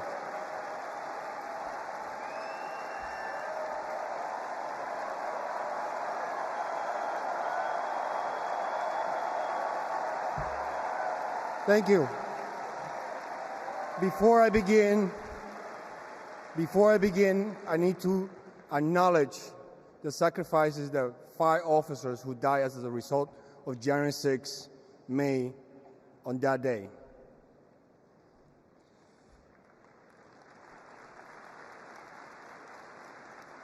My name is Aquilino Gonell. I immigrated to the U.S. from the Dominican Republic when I was 12.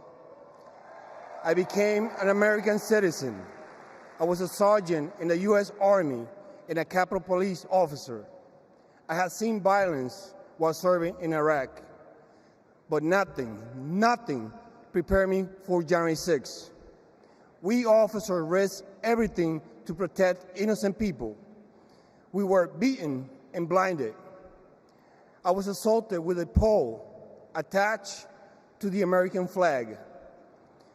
President Trump summoned our attackers and sided with them. He betrayed us.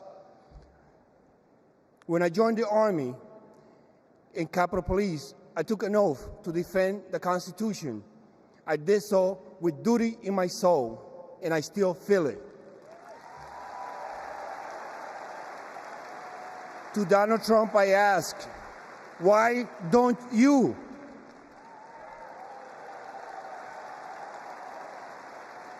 On January 6th, I nearly died protecting the Capitol, and I will do it again for our democracy. The way to preserve it is to elect Kamala Harris, our first female commander-in-chief.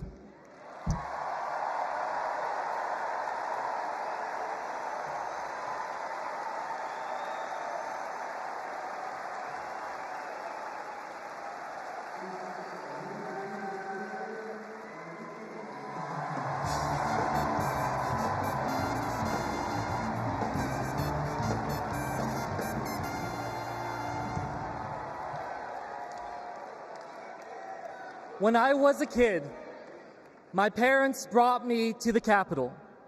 They taught me that it's sacred ground, a symbol of our democracy. When I got to Congress, I was excited to bring my little boys to the same beautiful building. I asked them, "Do you like the Capitol?" And my oldest son, Austin, said, "I love the Capitol, and lowercase too." They are so sweet. But shortly after, we saw something unimaginable. A mob tearing down flags, assaulting police officers. That night, I walked into the rotunda. The floor was covered in broken glass and garbage, strewn with the chaos unleashed by Donald Trump. And I thought to myself, how did it get this bad? So I did the only thing I could think of. I grabbed the trash bag and started cleaning up.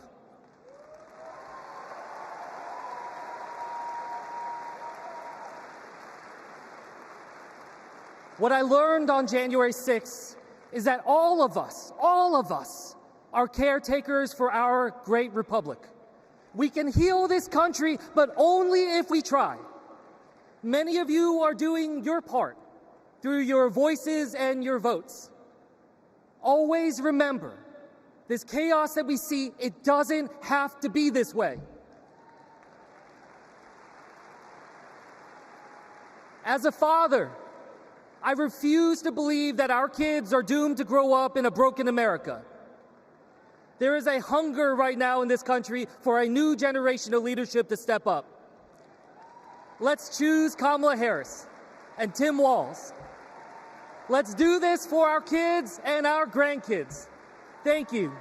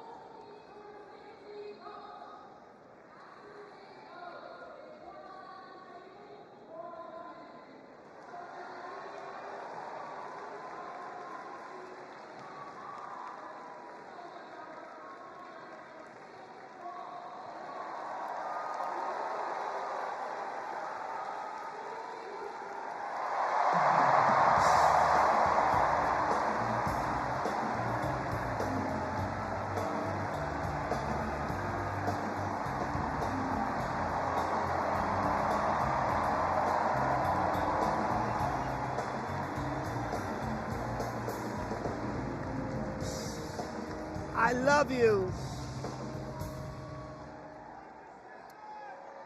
I just want to say, I love you. I love you.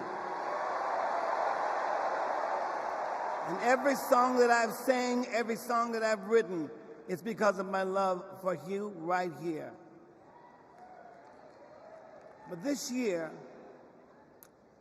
This year I've prayed very hard for peace to come to our world's nations, but also to each one of our hearts.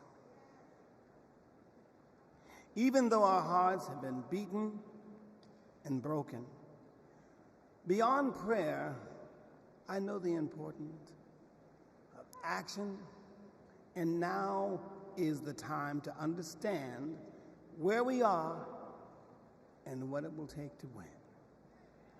Win the broken hearts, win the disenchanted, win the angry spirits. Now is the time.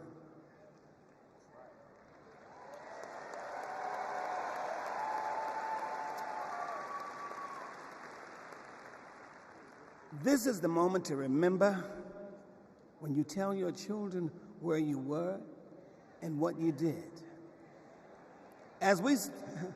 As we stand between history's pain and tomorrow's promises, we must choose courage over complacency.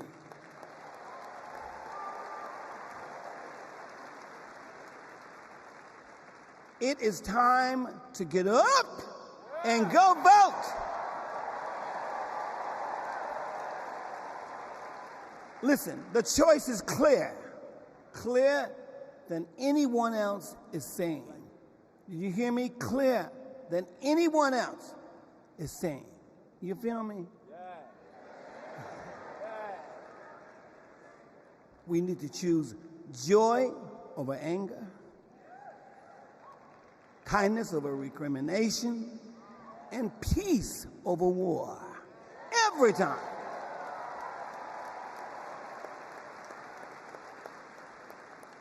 We must choose to be above the ugly words, the hateful anger, and the division those words and anger create. We must keep on keeping on until we truly are a united people of these United States. And then we will reach our higher ground. Are y'all ready? Are y'all ready to reach a higher ground? Are you ready to reach our higher ground? Tell me. I want to hear you again. Are you ready? Are we ready? Because you know we need Kamala Harris. Yes, we do. And we need a great man, as we do have, as a future vice president. You know that. So you know what? I'm depending on you to do, as Spike Lee would say, the right thing. Are y'all ready? Are y'all ready? Are you ready? Mosky, are you ready? Dancers, are you ready? Let's do it. Everybody. Dancers.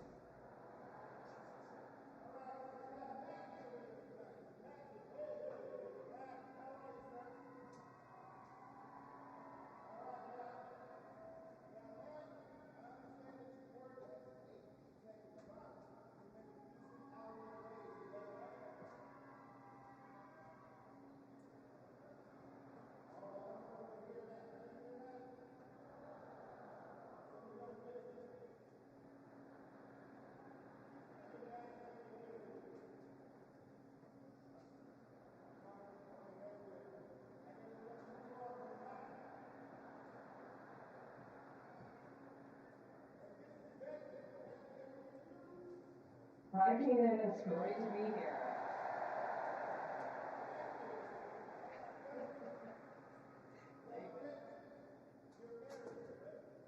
I am. Me and my wife have been together for about 8 years.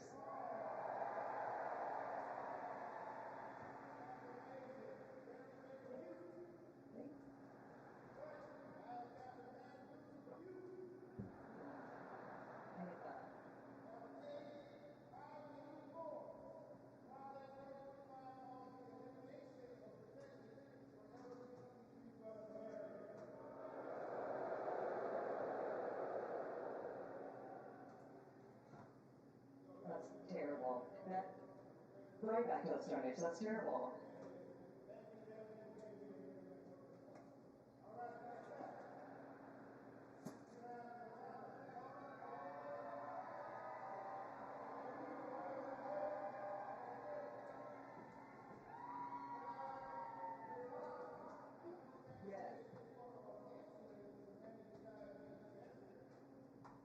Yes, and thanks to President Biden and Vice President Harris, I only pay $35 a month for my income.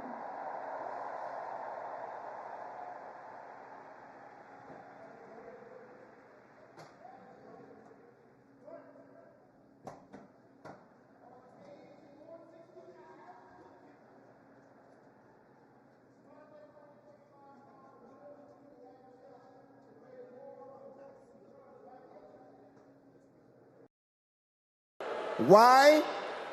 Well, I guess maybe to help Big Pharma make more money that they can donate to Republican politicians, I assume. Yeah, that makes sense. Yes, unfortunately, it does make sense. All right, let's talk to Anita. Anita, are you there? Yes. Hello, Anita.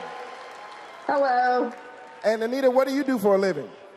I'm an OBGYN who delivers babies and does surgery. An OBGYN. She is an OBGYN that delivers babies. Uh-oh.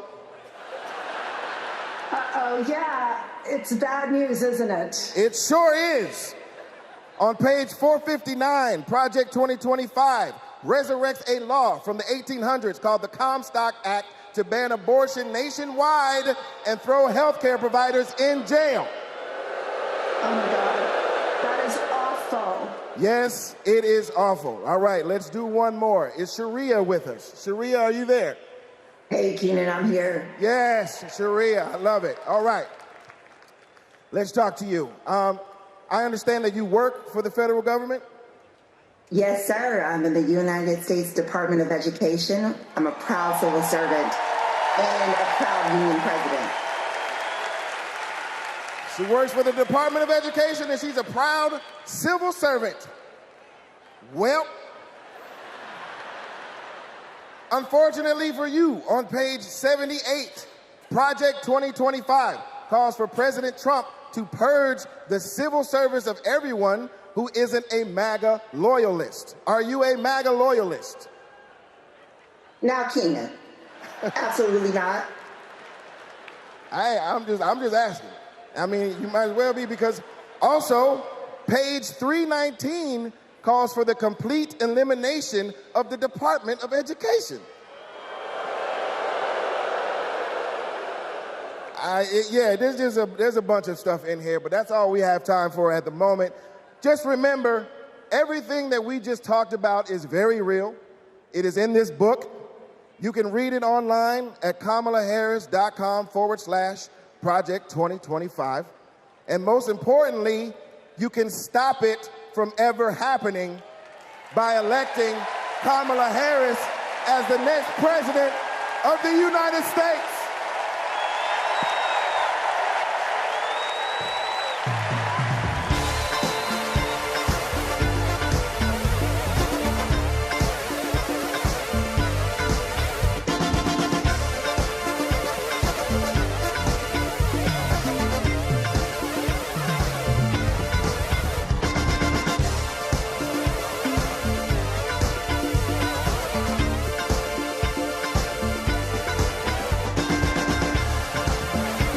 Please welcome award-winning producer and writer, Mindy Kaling.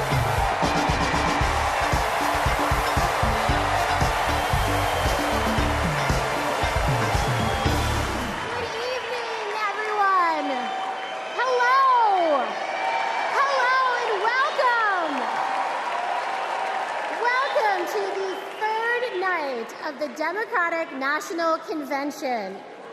My name is Mindy Kaling. Thank you.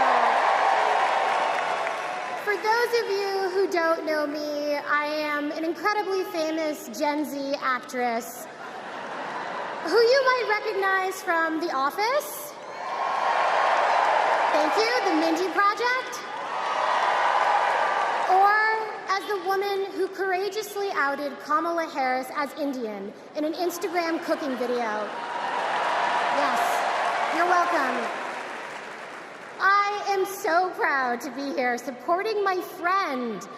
But the real reason I am here is that deep down, I truly believe that as a woman of color and as a single mother of 3, it is incredibly important that I be appointed ambassador to Italy. That's how this works, right? That's like why I'm here. I've never been, I'm dying to go. And guys, I just really need a break. I know it's not the priority tonight, but just think about it. I am actually here because I have known the Vice President for a long time, and I want to tell you a story about one of the first times I ever met her. She wasn't Madam Vice President then. She was my senator, and we were filming a video where she came to my home to cook dosas, a South Indian dish. Yes, it's not every day that a senator comes over, and I was pretty nervous. But when she arrived, we immediately hit it off. We talked about the love we have for our moms, who had both passed away from cancer. Both of our mothers were immigrants from India, who came to America and committed their lives to serving others. My mother, Swati, became an OBGYN. Thank you. Kamala's mother, Shyamala, became a scientist with a PhD who dedicated her life to trying to find a cure for cancer. And after speaking to Kamala, it was clear to me that Shyamala had passed down the same optimism and fearlessness to her daughter. But the thing I remember the most about the Vice President is that Kamala Harris can cook. Guys, she was so much better than me. But she also knew that my family was watching. So, as she gently corrected my sloppy dosa making, she was complimenting me every step of the way, making sure that my daughter Kit heard how good of a cook I am. She had no desire to be seen as better than anyone else. She just wanted my kid to be impressed with her mom. And when she finally bit into my dosa, she looked at me and said, really good, and then never took another bite again. Yes. But it is that warmth, that generosity of spirit that I know she will bring to the White House as our next president. Kamala Harris cares deeply about other people. She will fight to protect our freedoms because those are the values that her mother passed down to her. But in order to protect those freedoms, Democrats also need to win the House. So we have a lot to do, and please welcome to the stage your next Speaker of the House, Hakeem Jeffries.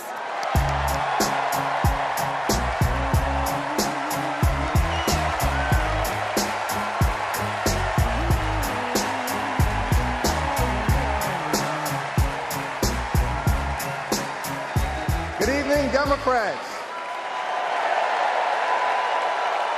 It's a high honor and a distinct privilege as a Brooklynite, New Yorker, and as an American to stand before you today and unequivocally express my support for Kamala Harris and Tim Walz to be the next President and Vice President of the United States of America. Over the last few years, House Democrats have been hard at work, and we could not have asked for a better leader to partner with than President Joseph Robinette Biden, who will go down as one of the most consequential presidents of all time. Last month, President Biden selflessly passed the torch to Vice President Kamala Harris, who is ready, willing, and able to fight for the people. Kamala Harris is a courageous leader, a compassionate leader, and a common sense leader who will deliver real results for everyday Americans. Kamala Harris is fighting for our freedom. Kamala Harris is fighting for our families. Kamala Harris is fighting for our future. Together, let's make Kamala Harris the 47th President of the United States of America.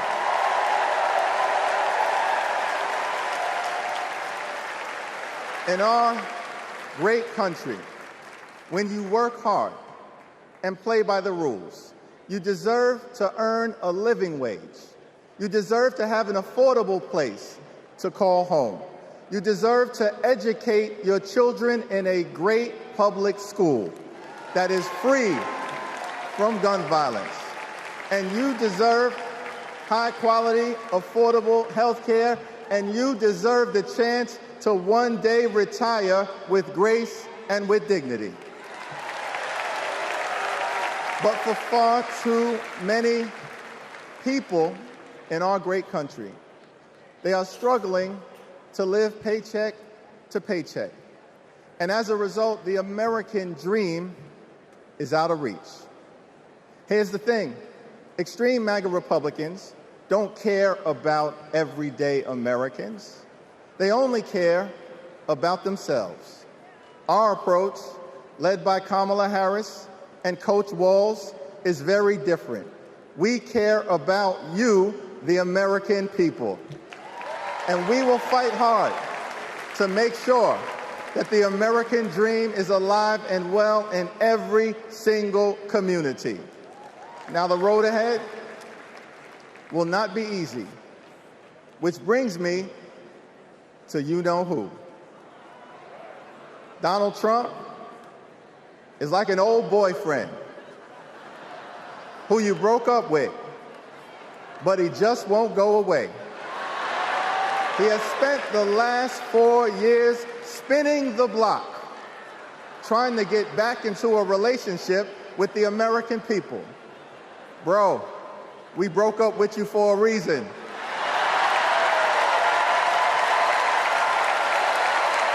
Trump was the mastermind of the GOP tax scam, where 83% of the benefits went to the wealthiest 1% in America. Trump failed our country during the COVID-19 pandemic.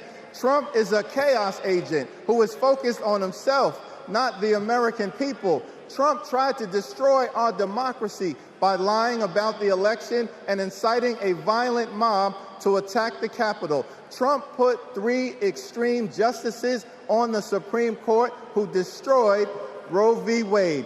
We broke up with you for a reason. Donald Trump can spin the block all he wants, but there's no reason for us to ever get back together. Been there, done that. We're not going back.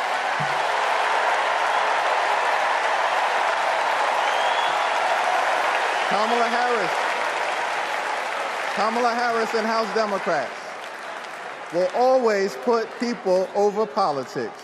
Kamala Harris and House Democrats will lower costs and grow the middle class. Kamala Harris and House Democrats will fix our broken immigration system and secure the border. Kamala Harris and House Democrats will strengthen the relationship between the police and the community. Kamala Harris and House Democrats will continue to combat the climate crisis with the fierce urgency of now. Kamala Harris and House Democrats will protect Social Security, protect Medicare, protect Medicaid, protect the Affordable Care Act, protect working families, protect small businesses, protect the middle class, protect free enterprise, protect our children, protect our seniors, protect our veterans, protect our unions, protect our dreamers, and always protect a woman's freedom to make her own reproductive health care decisions.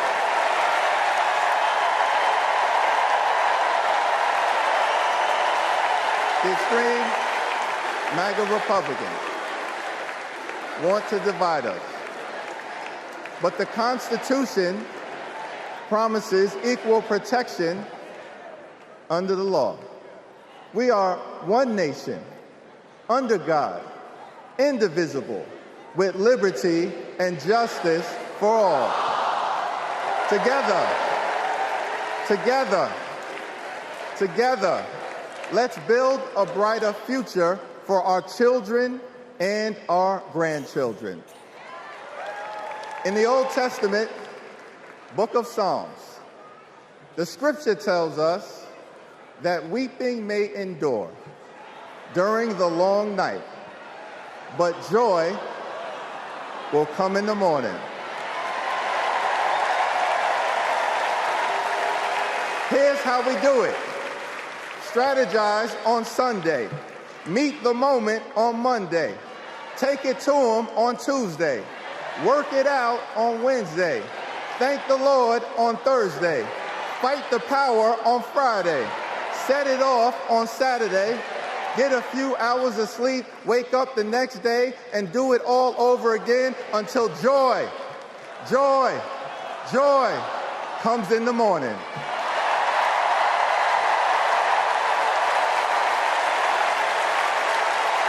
Now there's only 76 days left. There are only 76 days left. We must continue to speak up. We must continue to show up. We must continue to stand up, not as Democrats or Republicans, but as Americans. And when we do, nothing can stop Kamala Harris from becoming the 47th President of the United States of America. Nothing can stop House Democrats from taking back the majority. Nothing can stop the American people from continuing our march toward a more perfect union. Nothing can stop us. We're all the way up. God bless you. God bless Kamala Harris. May God bless the United States of America.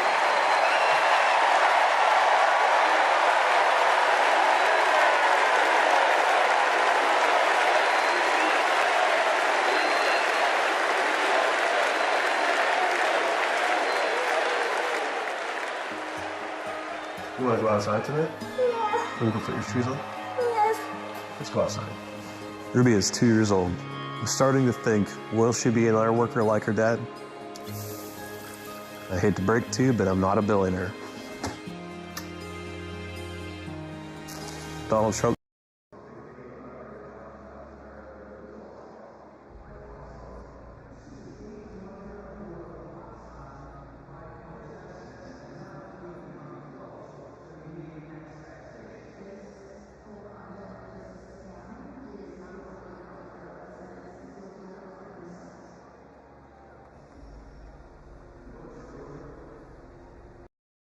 In tax cuts focused on his billionaire buddies and big corporations. You're rich as hell. It makes me angry. Billionaires don't pay their share of the load. And he wants to do that again. Trump talked a massive game about infrastructure. What a joke. We call it Infrastructure Week. Infrastructure is the easiest of all. We're going to get this infrastructure going. Trump was too incompetent to get it done. Who's he looking out for? Not us, not my family. You know who got it done?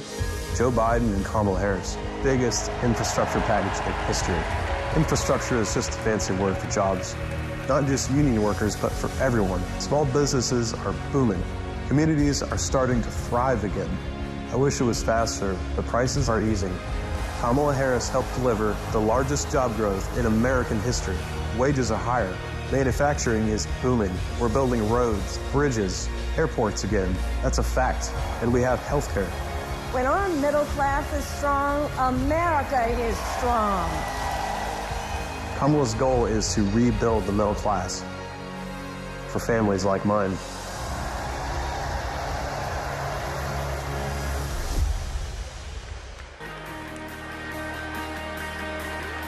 Please welcome the 42nd President of the United States, Bill Clinton.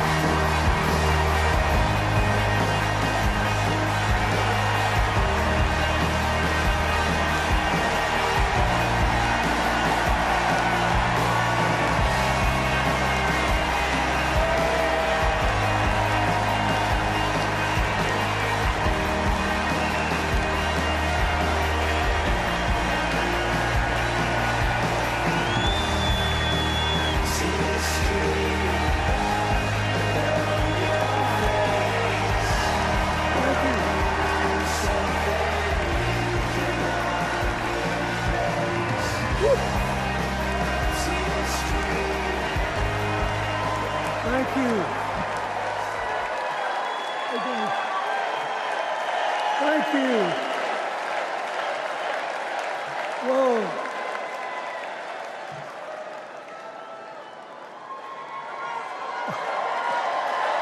Let me ask you something.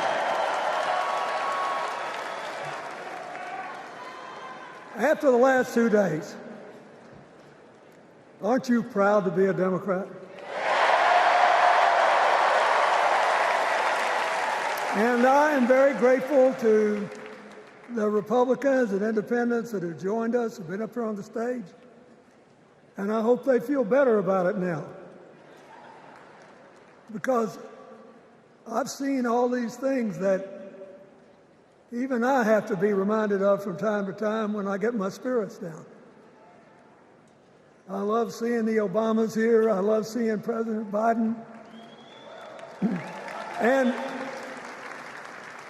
I thought Hillary gave a great speech, too. And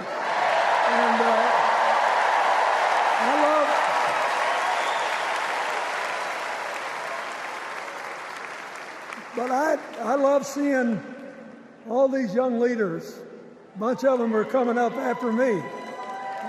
They look better, they sound better, and they'll be exciting.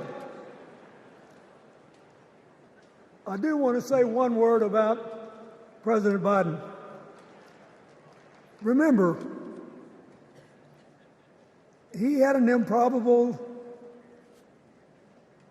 turn that made him president. And we were in the middle of a pandemic and an economic crash. He healed our sick and put the rest of us back to work. And he strengthens our alliances for peace and security. He stood up for Ukraine. He's trying desperately to get a ceasefire in the Middle East.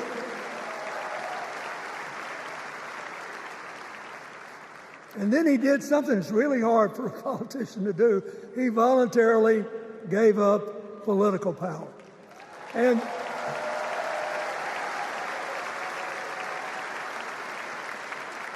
George Washington knew that, and he did it. And he set the standard for us serving 2 terms before it was mandatory. It helped his legacy, and it will enhance Joe Biden's legacy. And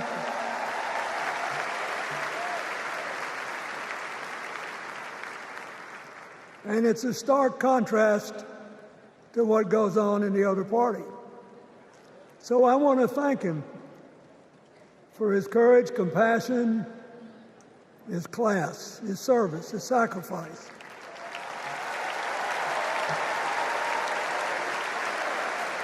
Joe Biden, thank you. And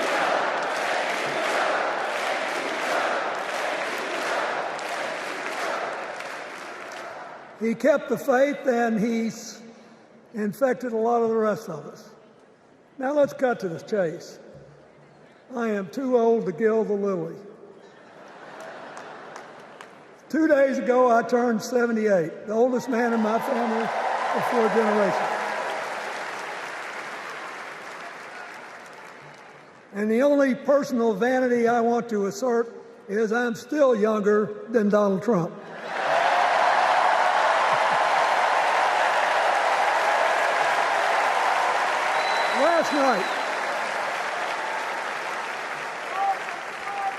Last night, in what I thought was a very moving series of episodes, we nominated Kamala Harris and Tim Walz. And just think about that. Two leaders with all-American but still improbable life stories. It could only happen here. Their careers, after all, started in community courtrooms and classrooms. Two leaders who spent a lifetime getting the good job done. Now, one of the things that I've noticed over my increasingly long life is that a presidential election is unique in several ways. First of all, it's the greatest job interview for the greatest job in the world. Secondly, the Constitution says we, the people, get to do the hiring. And the third thing is that every 4 years, we get to change the requirements for the job. So here's what I'm thinking, because I try to apply this in every election. Will this president take us backward or forward? Will this president give our kids a brighter future? Depends. Will this president bring us together or tear us apart? Will the president increase the peace, security, and stability and freedom that we enjoy and extend it to others as we can? We, the people, we have to make a decision about these kind of questions. And every 4 years, it's a little different because the people come at the candidates, and they say, as they're saying now, here are our problems, solve them. Here are our opportunities, seize them. Here are our fears, ease them. Here are our dreams, help them come true.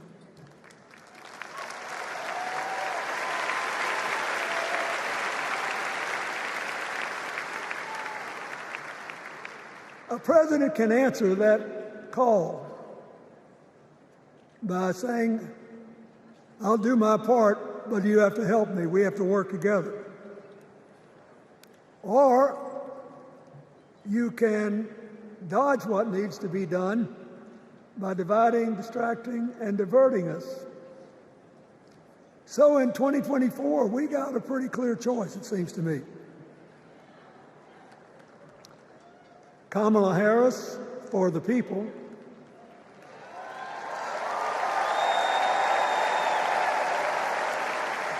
and the other guy who's proved even more than the first go-around that he's about me, myself, and I. I know which one I like better for our country.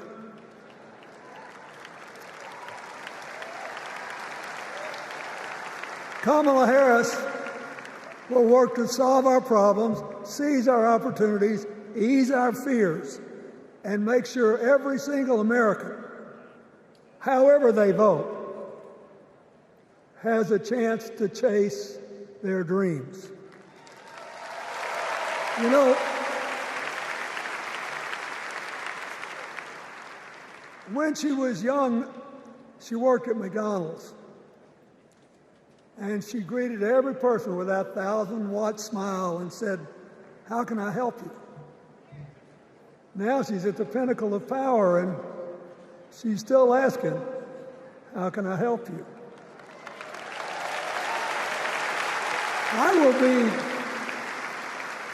I'll be so happy when she actually enters the White House as president because she will break my record as the president who spent the most time at McDonald's.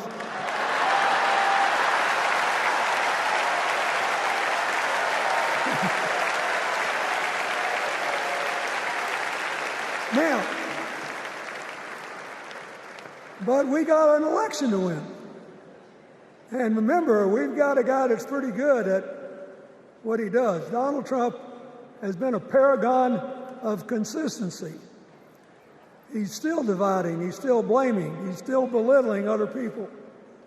He creates chaos, and then he sort of curates it as if it were precious art. Let me say, not a single day goes by, even though I've been gone for well over 23 years from the White House, not a day goes by that I don't thank the Lord for the chance I had to serve and what it meant. And one of the reasons, thank you. Wait.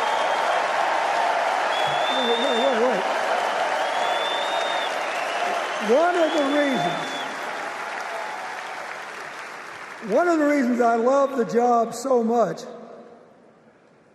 is that in the toughest times, even on the darkest days, if you tried hard enough, there was always something good you could do for somebody else. Now,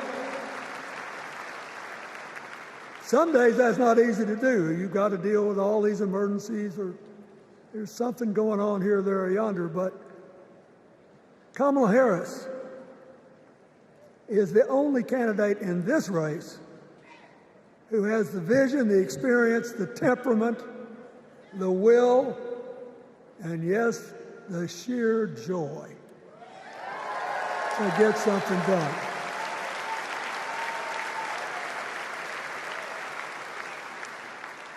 I mean, look, what does her opponent do with his voice? He mostly talks about himself, right? So the next time you hear him, don't count the lies. Count the eyes.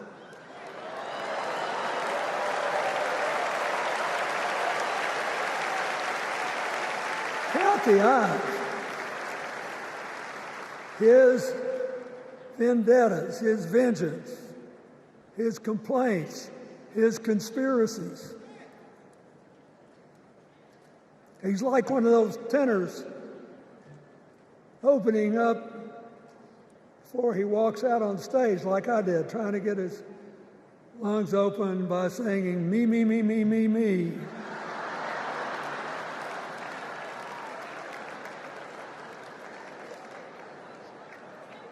When Kamala Harris is president, every day will begin with you, you, you, you.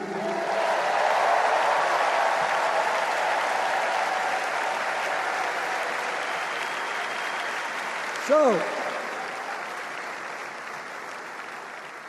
we got to ask ourselves the questions if we're going to hire a president. Do you want to build a strong economy from the bottom up and the middle out? Or do you want to spend the next 4 years talking about crowd size?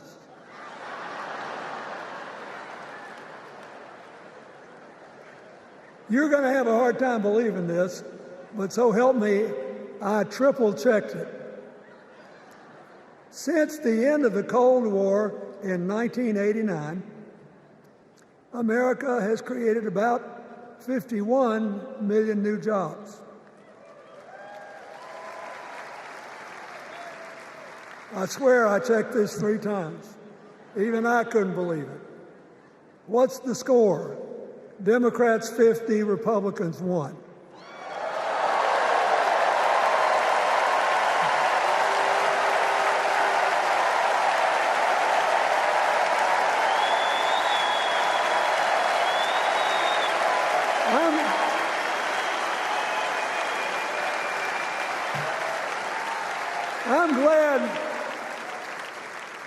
that we've got a championship-winning coach on our team.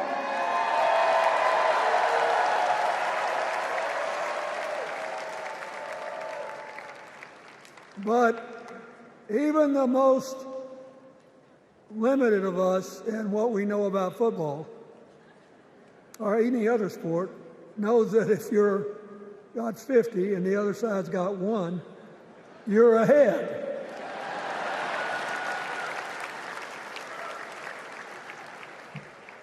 What about affordable housing? It's a terrible problem in America now. We need more. And affordable health care. That's why the Democrats put a limit on monthly payments for insulin and a $2,000 a year out-of-pocket limit, and are trying to cover more drugs by bargaining for prices. We need more financing for small businesses. We need still to strengthen our alliances. I almost croaked in the first debate of this election season when President Trump said nobody respected America anymore like they did when he was president. Wait. And with a straight face. Look, you got to give him. He's a good actor.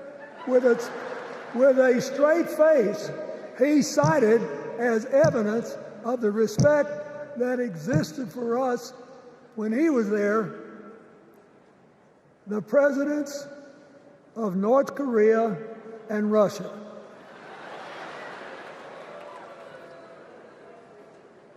I'd rather have the people who respect us now. And one of the things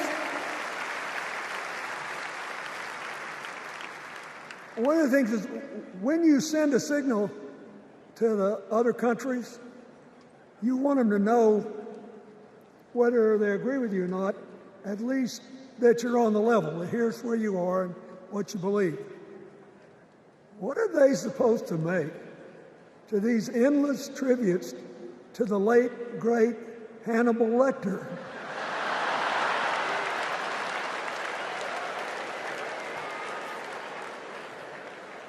I mean, President Obama once gave me the great honor of saying I was the explainer-in-chief. Folks, I thought about it, and I don't know what to say.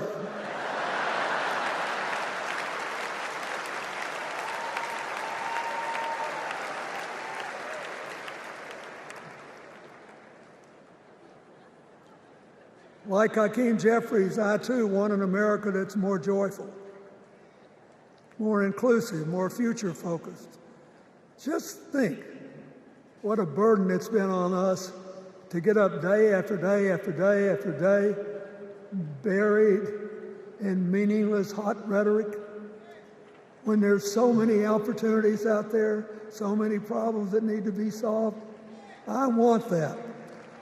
And that's the America Kamala Harris will lead.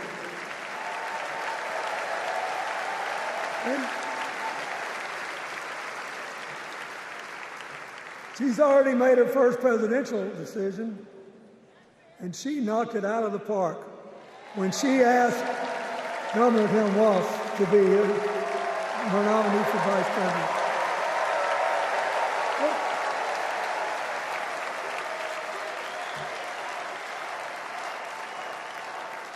As they used to say when I was a young man growing up in Arkansas, you do not have to be all broke out with brilliance.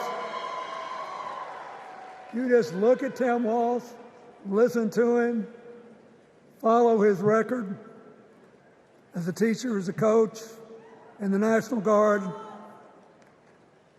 as a congressman, where he was the only Democrat, save one, elected in that district in more than 100 years. And he stayed a long time. And then he became a great governor. And by all accounts, he was a crack shot who had the courage among his rural constituents to say, we do not need these assault weapons available to people who can kill our kids in school.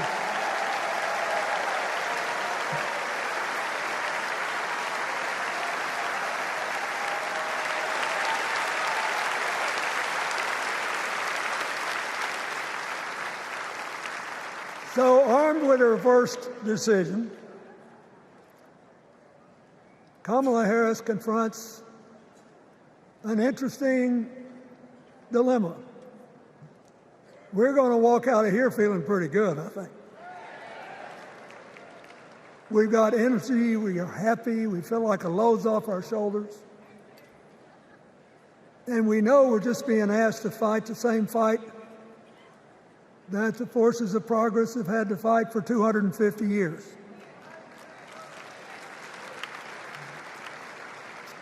In the face of stiff and often violent opposition,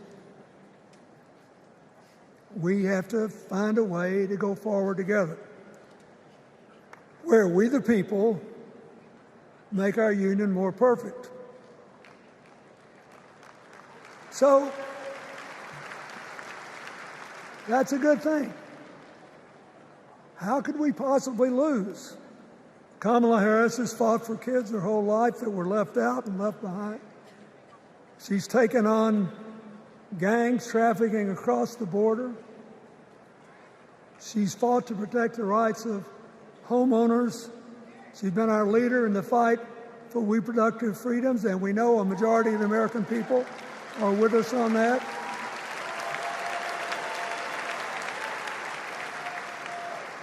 And she's gained an invaluable amount of experience as vice president, advancing our values and interests around the world. She's already said she's going to work really hard to make sure that no American working full-time lives in poverty or has to worry about their children living in poverty. She says that we got to make home ownership an achievable dream for everyone, not just a privilege. She said that and this meant a lot to me, that she would protect everybody's right to vote, whether or not they voted for her. They were citizens and they deserved the right to vote.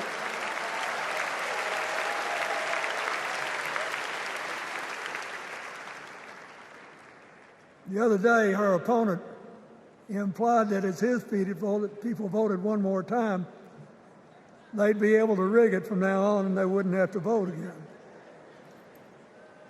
You think they're kidding, but I know a lot of these folks, and most of them are really good people, but some of them think that they are bound to dominate America politically, economically, and socially, and they have to use politics to do it, and they should rig the system.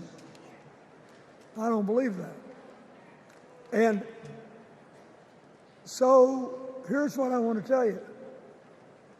We've seen more than one election slip away from us when we thought it couldn't happen, when people got distracted by phony issues or overconfident. This is a brutal, tough business. I want you to be happy.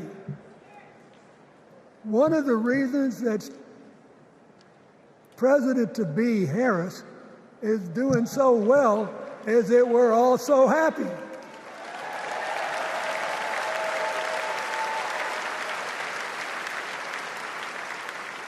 But you should never underestimate your adversary. And these people are really good at distracting us, at triggering doubt, at triggering buyer's remorse. As the Obama said so eloquently last night, They are human, you know. They're bound to make a mistake now and then. We got to be tough. And so, as somebody who spends a lot of time in small towns and rural areas in New York and Arkansas and other places, I urge you to talk to all your neighbors. I urge you to meet people where they are. I urge you not to demean them, but not to pretend you don't disagree with them if you do. Treat them with respect, just the way you'd like them to treat you.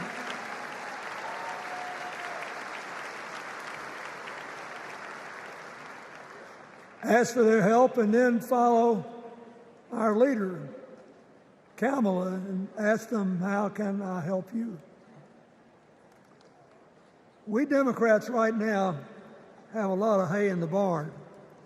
We've got massive achievements, massive advances, but there's still a lot of slips between today and Election Day that we have to navigate. And so I want to say this from the bottom of my heart. I have no idea how many more of these I'll be able to come to. I started in '76, and I've been to every one since. But no, 72. Lord, I'm getting old. But here's what I want you to know.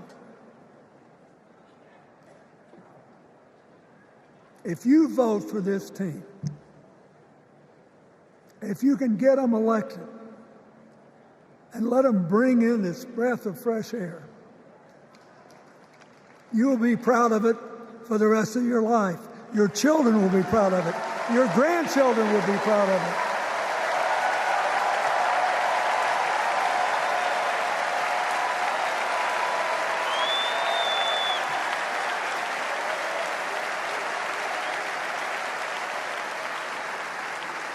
Take it from a man who once had the honor to be called in this convention the man from hope. We need Kamala Harris, the president of joy, to lead us. So,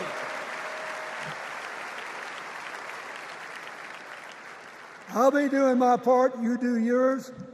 I'll see you when we're making a real joyful noise when the votes are counted. God bless you, and God bless America.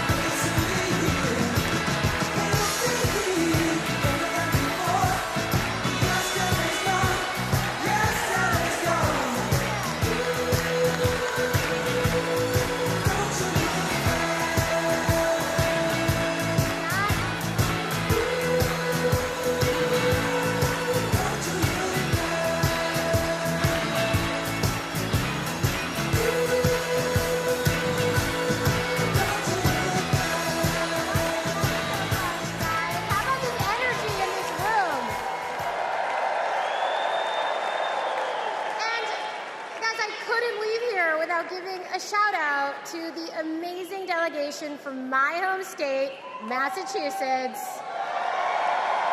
I love you, Massachusetts. Everyone is always hating on us, but they just don't get it. Go Sox. Go Jason Tatum. Ben Affleck, hang in there. Dunkin' Donuts is the best coffee in the world. Okay. Our next speaker needs no introduction. She was the first woman to ever serve as Speaker of the House. Yes, you know what's coming. This woman was doing brat before brat was brat. The mother of dragons, please welcome Nancy Pelosi.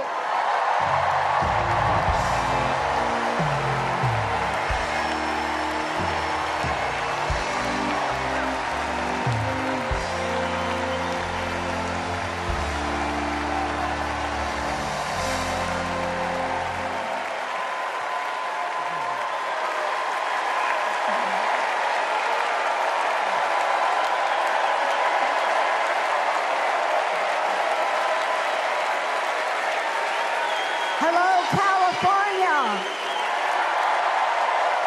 Hello, Maryland. Hello, Democrats.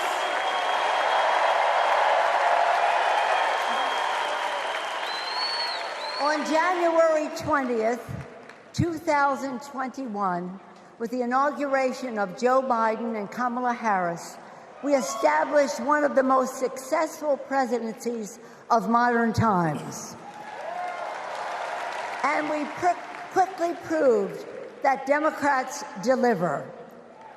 Millions of jobs, stronger infrastructure and rural broadband, a Biden child tax credit, rescuing human pensions, honoring our veterans, bold climate action, lowering the cost of prescription drugs, all thanks to President Biden's patriotic vision of a fairer America, doing so with liberty and justice for all. Thank you, Joe.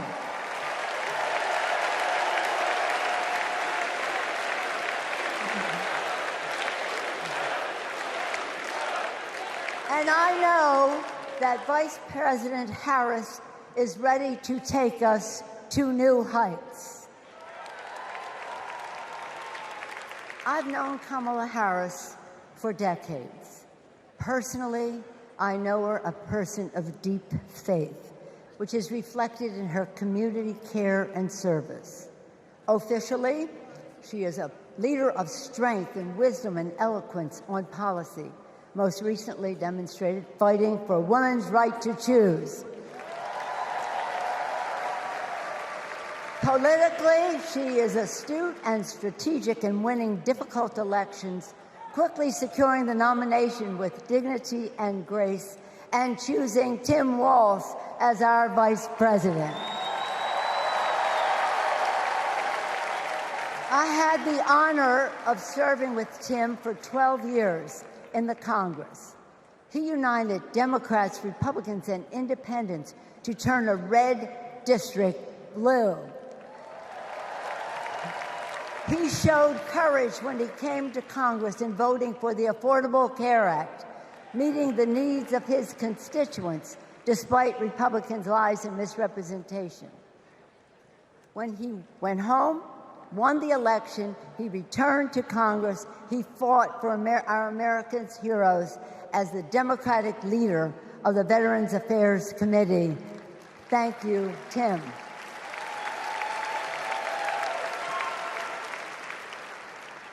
January 6th was a perilous moment for our democracy.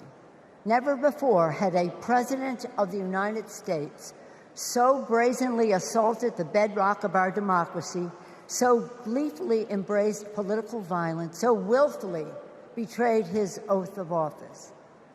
Let us not forget who assaulted democracy on January 6th. He did. But let us not forget who saved democracy that day. We did. And thank God we had a Democratic House of Representatives then. We returned to the Capitol that very same night. We insisted on certifying the election results on the floors of the House and the Senate. And we demonstrated to America and to the world that American democracy prevailed.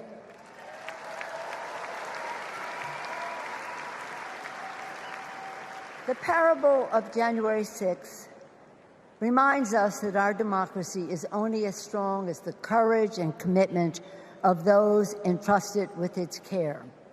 And we must choose leaders who believe in free and fair elections, who respect the peaceful transfer of power. The choice couldn't be clearer. Those leaders are Vice President Harris and Governor Walz.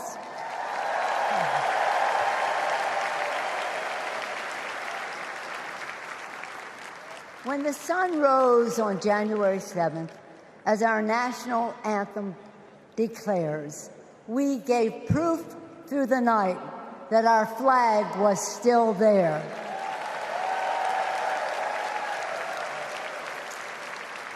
Now, in this election, we are called upon to do the same, to stand together, to reject autocracy, to choose democracy, and we will do so by electing a Democratic House with Hakeem Jeffries as Speaker of the House,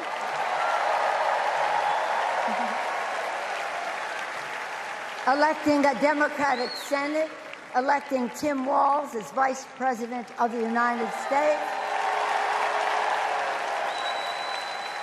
and electing Kamala Harris as the President of the United States. Onward to victory!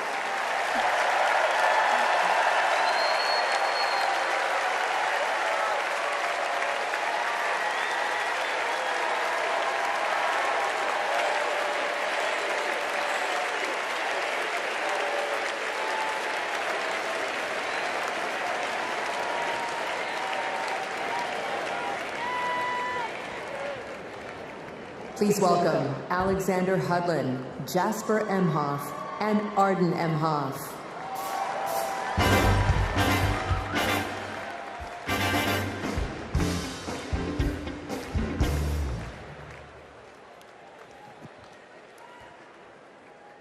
Kamala Harris is our auntie. She'll be a president who cares for all of us. She'll lift us up. In 2016, we celebrated Auntie's Senate win. We saw Trump winning. I was only 9, but I knew enough to be concerned. Auntie said, "Do you know what superheroes do? They fight back. And we will too." She will make time for what matters. You know, no one is busier than my auntie, but she always makes time for family. From moments as simple as cooking and sharing a meal to exchanging stories and jokes. Auntie taught me about being present in what's important, and I know that's how she'll lead. She'll treat everyone with respect. Even as a kid, Auntie made me feel that I was seen, that my words are important, that I am important and loved. I know she'll value others' perspectives, no matter their age or their background. Auntie, we love you. We're so proud of you. And most importantly, you're a baller. And as you'd say, let's win this thing. Let's win this thing.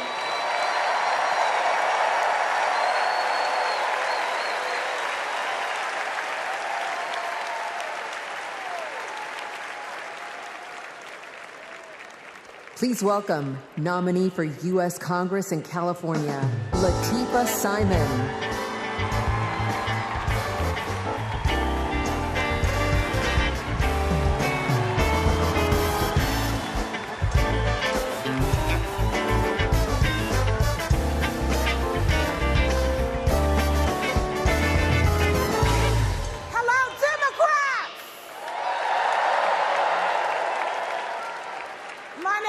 Latifa Simon, and I am running for Congress. And I'm here tonight to tell you all about the Kamala Harris that I know. I'm gonna tell you. When Kamala Harris was the district attorney in San Francisco, California, I was a teen mother, running an organization working to end sex trafficking among beautiful young women and girls, to build the self-determination and power among those girls. And Kamala learned about the work that I was doing, and she asked me to join her team. And I joined her team. She saw my potential, my commitment, and the good work that we could do together. And I saw her. I saw Kamala Harris holding the hands of sexual assault survivors. I saw scores of mothers who lost their babies to gun violence, lining up day after day at the courthouse, waiting only to speak to Kamala because they knew that she would hear them, that she would truly see them. Because there's something about Kamala Harris. For those who know her, you know. When she hears your story, she carries it with her. When she sees you, she truly sees you. She truly sees you. She is the best among us. After working with Kamala Harris day in and day out for 5 years to create programs that supported young people to get out of the criminal justice system once and for all with good jobs, with opportunity. She wanted to get to the root cause of a broken criminal justice system. I saw her chip away. She came early and she left late every single day because, you know, like those mothers, like those sexual assault survivors, when she goes into that Oval Office, when she goes into that Oval Office, I guarantee you she will take all of us with her. All of us. The single mothers, the disabled veterans, the low-income folks who are dying to survive, the immigrants who are trying to work towards the promise of America. She will take us all. The farm workers, she will take us all with her. All of us. That is the Kamala Harris that I know so deeply. That is the Kamala Harris that I love. A woman of the people. A woman, a fierce woman for the people. Good night, Democrats.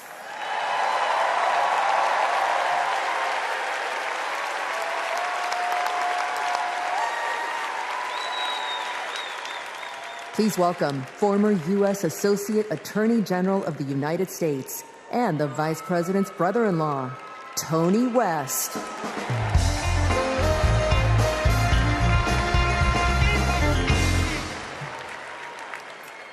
"35 years ago, in my first week at law school, I met a new classmate, Maya Harris. We became best friends, but the way Kamala tells the story, we'd already fallen in love by graduation day. And when Maya and I married, I not only gained a life partner I love, a daughter I adore, and a mother-in-law I revered, someone I affectionately called Mother Harris, I also gained a sister I cherish, Kamala. Now, Maya, Kamala, and I each pursued different legal careers, but we were motivated by the same values, a belief in equal opportunity, a yearning for fairness, a passion for justice. Values Mother Harris taught those two little girls, values that powered Kamala's public service from the very beginning. You know, one of Kamala's very first cases in the district attorney's office, it involved a woman, an innocent woman, wrongfully arrested in a police raid. It was a Friday afternoon, and the courthouse was shutting down for the weekend. And look, most prosecutors, they would have gone home and dealt with the matter the following Monday. But not Kamala. You see, my sister-in-law knew that if the judge didn't see this woman that afternoon, she'd spend the entire weekend in jail. And Kamala, she wondered, does this woman work weekends? Would she lose her job? Does she have young kids at home? Who'd feed those kids? So Kamala pleaded for the judge to return to the bench and to hear the matter. And the judge agreed. And within minutes, that woman was released back to her family that night. Now, it may seem small, but that's what it means to stand up for justice. That's what it means to stand for the people. And as Kamala says, when you know what you stand for, you know what to fight for. And look, believe me when I tell you, as a sister, a daughter, an auntie, and a mother, I've seen Kamala fight for her family. As district attorney, attorney general, U.S. Senator, and Vice President of the United States, I have watched her fight in the halls of power for those who have no voice there. And as president, I know she'll fight for you. She'll fight for all of us. Because, friends, when Kamala fights, we win. Thank you. God bless you.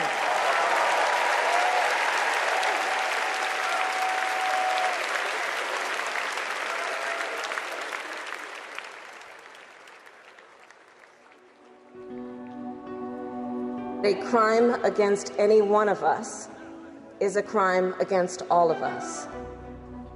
The work that she did as Attorney General was taking on issues to help people who were trying to make a life for themselves and their families. When Kamala Harris came into office in 2011, the most urgent economic crisis facing communities throughout California was the foreclosure crisis.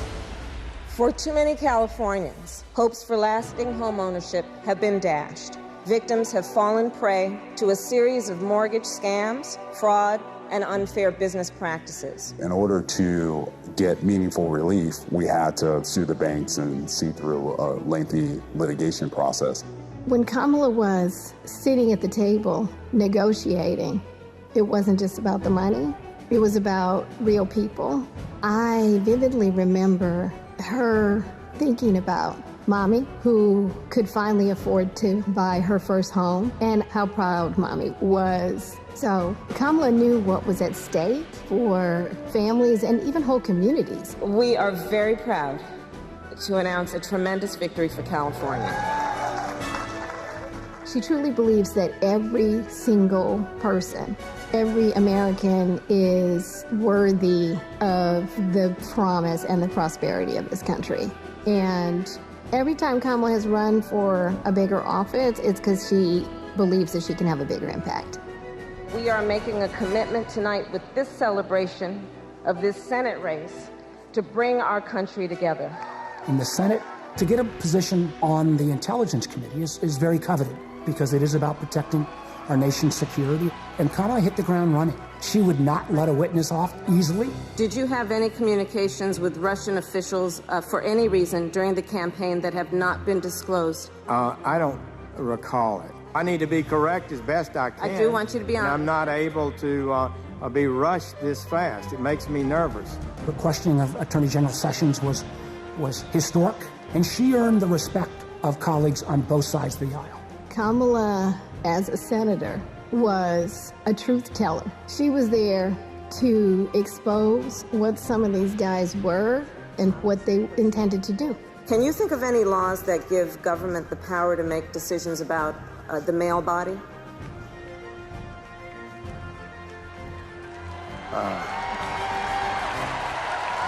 I'm not thinking of any right now, Senator. They didn't know what hit them. And in those moments, so many people saw her for the first time and saw how tough she was. Would you accept them recommending a charging decision to you if they had not reviewed the evidence? Well, that's a question for Bob Mueller. He's the U.S. attorney. I think you've made it clear, sir, that you've not looked at the evidence, and we can move on. When she's on a mission, she is determined and relentless. When our fundamental values are being attacked, do we retreat or do we fight? I say we fight. If you want to go forward in this country, not go backward, then there is only one choice.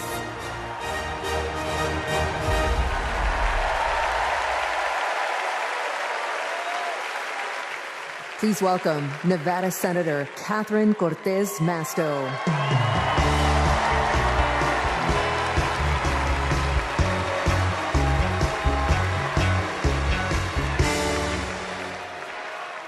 Hello, Chicago. You know, before I was senator, I was Nevada's Attorney General. And that's when I met Kamala Harris, my colleague in California. Now, we bonded over many things. And working together, I quickly learned what kind of person she is. She is a strong leader. Here's how I know. As AGs, we took on the big banks after the foreclosure crisis. And let me tell you, Kamala did not settle for less than homeowners deserved. Her leadership helped win billions for working families nationwide. Delivering for families, that's Kamala Harris. Kamala and I also worked to protect our southern border. During that time, Kamala invited a group of AGs across the border to meet with Mexican officials. Now, we worked together to put transnational criminals and drug smugglers behind bars. Holding criminals accountable, that's Kamala Harris. Listen, and when we took on human traffickers, Kamala had us meet with survivors so that we could understand who we were fighting for. Standing up for justice, that's Kamala Harris. So trust me when I say I know she will fight for our families and our freedoms. Now, we must fight for her. Every vote matters. I know, in 2016, Nevadans elected me, the granddaughter of a baker from Mexico, to serve as the first Latina in the United States Senate. I'll tell you what. And in 2022, my re-election came down to 7,928 votes. Because of voters in Nevada, the Democrats won the Senate majority. And I'm here to tell you, we can do it again. We can send Kamala Harris and Tim Walz to the White House. Are we ready to do it? Are we ready to fight? Let's get it done, Chicago. Thank you, everyone.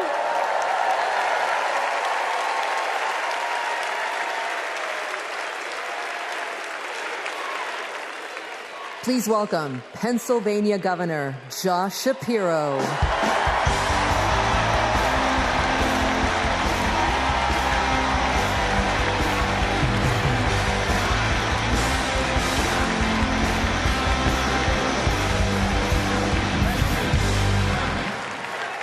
Thank you. 2.5 centuries ago in Philadelphia, a band of patriots declared their independence from a king and set ourselves on a path of self-determination. Generation after generation has embraced that responsibility. Ordinary Americans rising up, demanding more, seeking justice. And in every chapter of our American story, we've made progress and advanced the cause of freedom. Today we find ourselves writing that next chapter. Will we be a nation defined by chaos and extremism? Or will we choose a path of decency, honor, and continued progress? Kamala Harris, well, she has spent her entire career making progress. Donald Trump, a man with no guardrails, wants to take away our rights and our freedoms. And listen, while he cloaks himself in the blanket of freedom, what he's offering isn't freedom at all. Because hear me on this, it's not freedom to tell our children what books they're allowed to read. No, it's not. And it's not freedom to tell women what they can do with their bodies.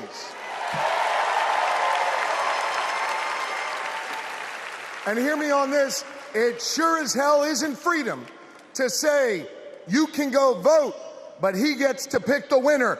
That's not freedom. But you know what? You know what, Democrats?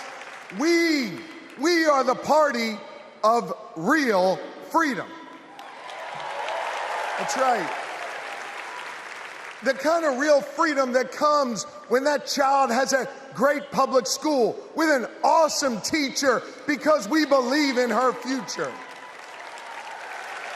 Real freedom that comes when we invest in the police and in the community so that child can walk to and from school and get home safely to her mama. Real freedom that comes when she can join a union, marry who she loves, start a family on her own terms, breathe clean air, drink pure water, worship how she wants, and live a life of purpose where she is respected for who she is.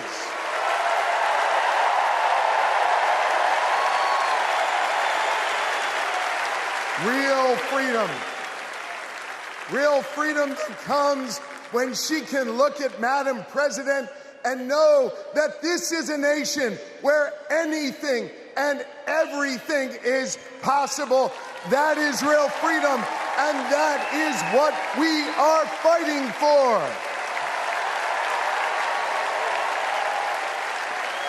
You know, Kamala and Tim's names may be on the ballot, but it's your rights. It's our rights. It's our future and freedoms that are on the line. And you have the power to shape the future of this country. Just like our ancestors who fought for freedom on the battlefield and sat in at lunch counters so our kids could stand up. Now it's on us.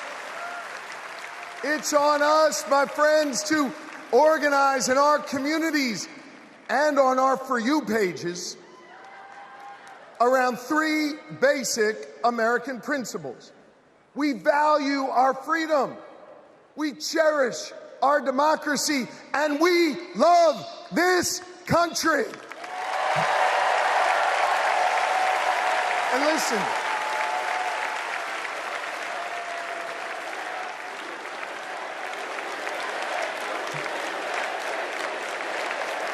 We love this country. And listen, despite our challenges, hear me on this, I want you to know I have never been more hopeful because I see in all of you the enduring promise of America. E pluribus unum, out of many one. It's not merely a motto from the past, it's our direction for the future. You see, you all give me hope, and you all have the power. So let's use that power. Let's do the hard work necessary to win this election and write the next chapter in our American story.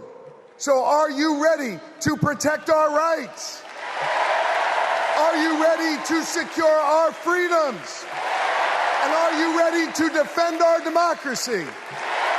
And are you ready to elect Kamala Harris and Tim Walz?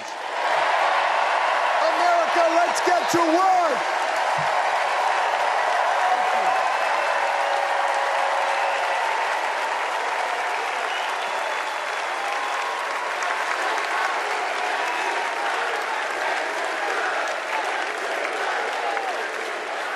Please welcome author, activist, and youngest presidential inaugural poet in American history, Amanda Gorman.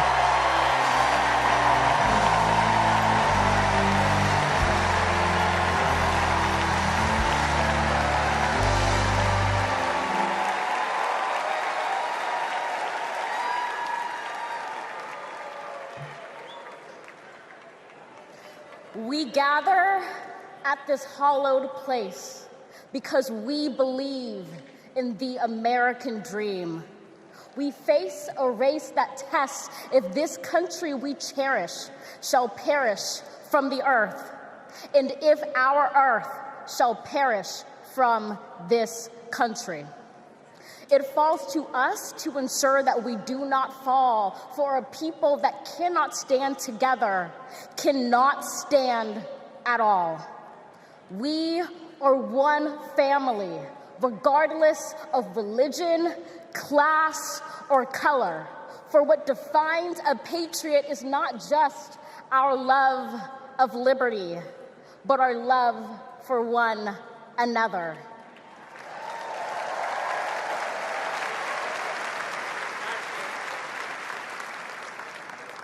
This is loud in our country's call because while we all love freedom, it is love that frees us all.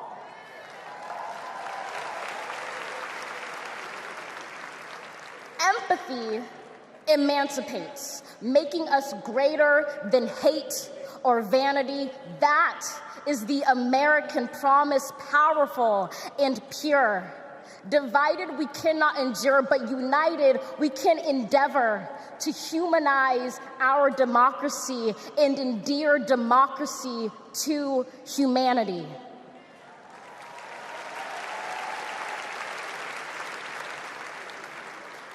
And make no mistake, cohering is the hardest task history ever wrote.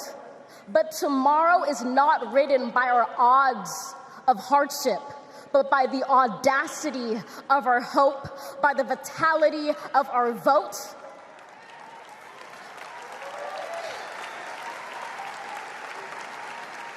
Only now, approaching this rare air, are we aware that perhaps the American dream is no dream at all, but instead a dare to dream together.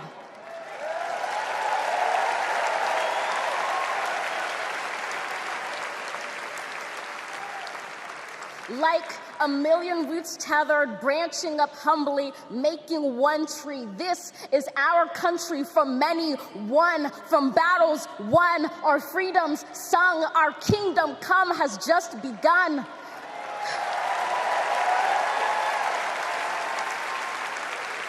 We redeem this sacred scene, ready for our journey from it. Together, we must birth this early republic and achieve an unearthly summit. Let us not just believe in the American dream. Let us be worthy of it.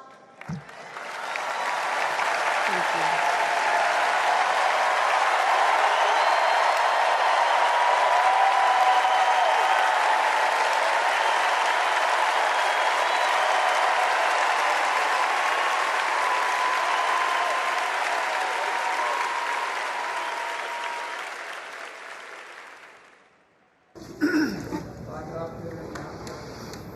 There's a word I heard.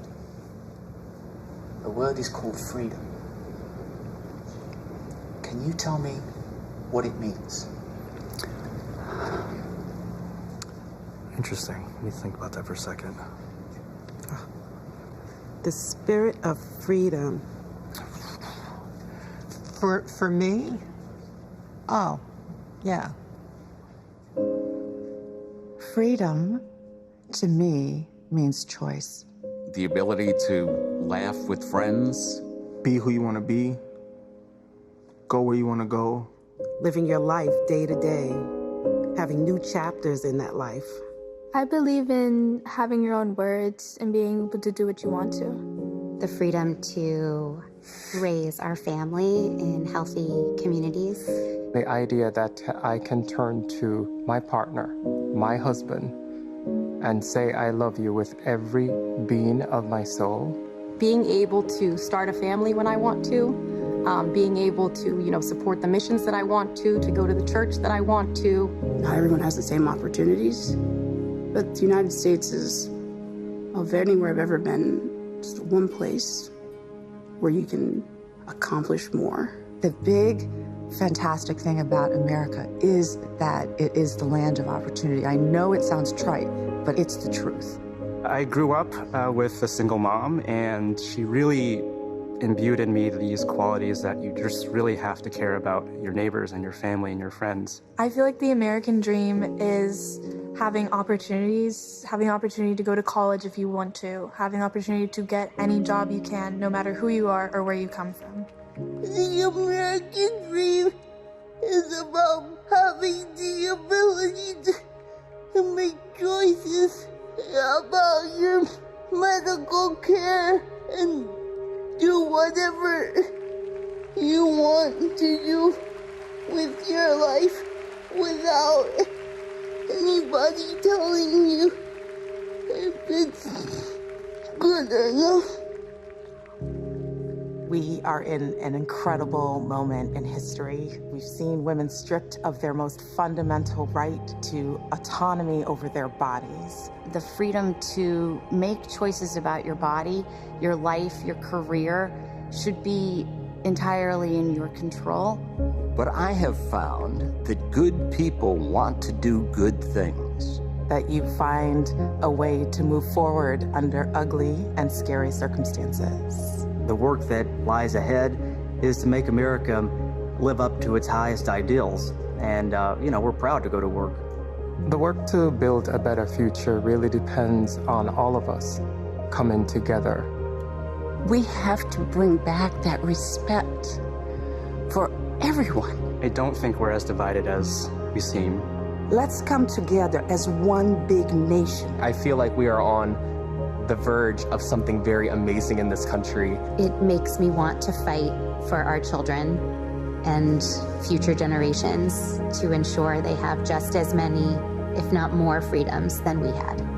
I believe in a future where my mom can feel safe no matter where she is in the country. A future that is filled with a healthy and vibrant planet, where families are not separated by fences or jail bars. A future in which we all get what we need. I want to say that for people who are younger than me. Hopefully the kids I teach can chase their dreams and believe in what they want to be. I want a future for him that he knows that he's covered and protected. Everyone should think about what we can leave to the next generation. It's our responsibility. It's what we have to do. My name's Tyler. My name's Yvette. And we believe in love. I'm Alex, I'm Kiara. My name is Steven. My name is Charlie. I'm a proud 7th generation Texan. I am from Waterford, Michigan, just north of Detroit. I'm from East Tennessee. And we believe in the American dream. We believe in a better world for our child, and we believe in this country. My name is Karen, and I believe in justice. My name is Nancy. My name is Thoreau. My name is Jennings. My name is Dana. My name is Todd. And we believe in freedom. My name is Gina, and I believe in freedom. My name is Pat, and I believe in the freedom to work together.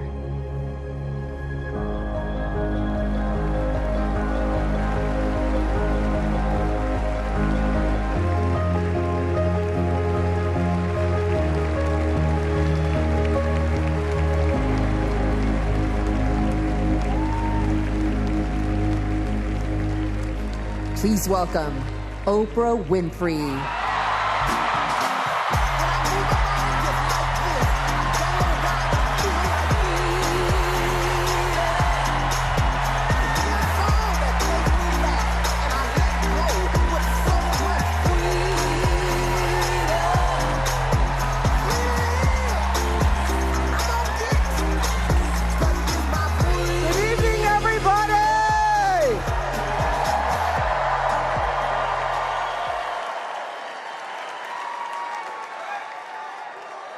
Who says you can't go home again?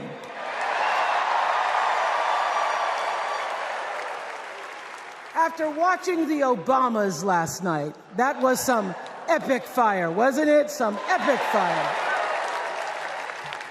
We're now so fired up, we can't wait to leave here and do something.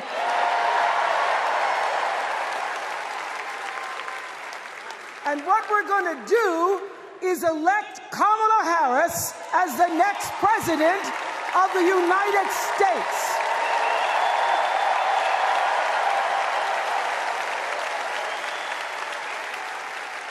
I am so honored to have been asked to speak on tonight's theme about what matters most to me, to you, and all of us Americans: freedom.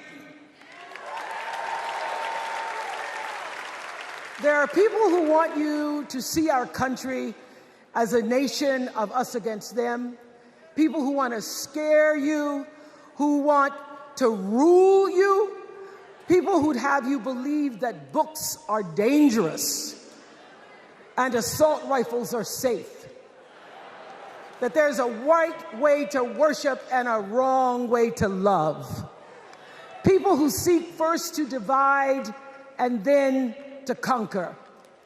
But here's the thing. When we stand together, it is impossible to conquer us.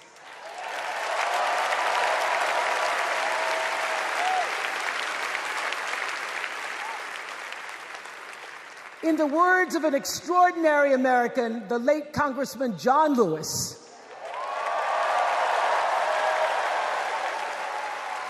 he said, no matter what ship our ancestors arrived on, we are all in the same boat now. Congressman Lewis knew very well how far this country has come because he was one of the brilliant Americans who helped to get us where we are. But he also knew that the work is not done. The work will never be done because freedom isn't free. America is an ongoing project. It requires commitment.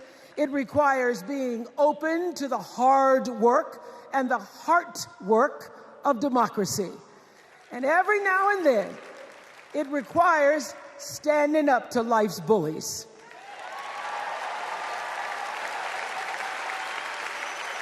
I know this. I've lived in Mississippi, in Tennessee, in Wisconsin, Maryland, Indiana, Florida, Hawaii, Colorado, California, and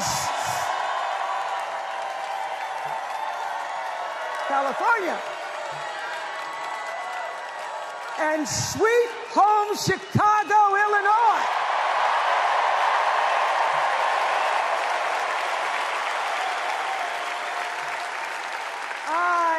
Have actually traveled this country from the redwood forest, love those redwoods, to the Gulf Stream waters.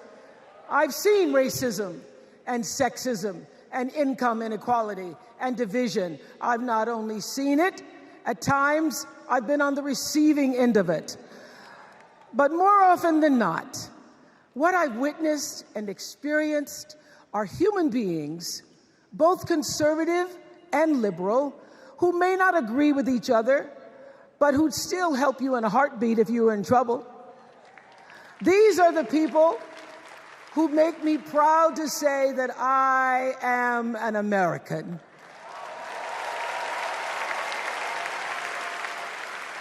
They are the best of America.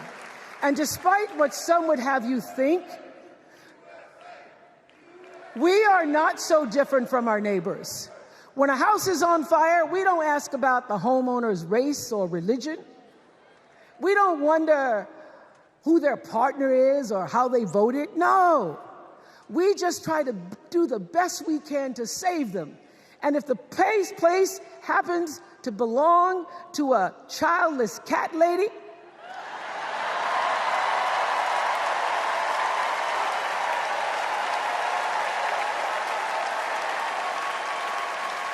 well, we try to get that cat out too.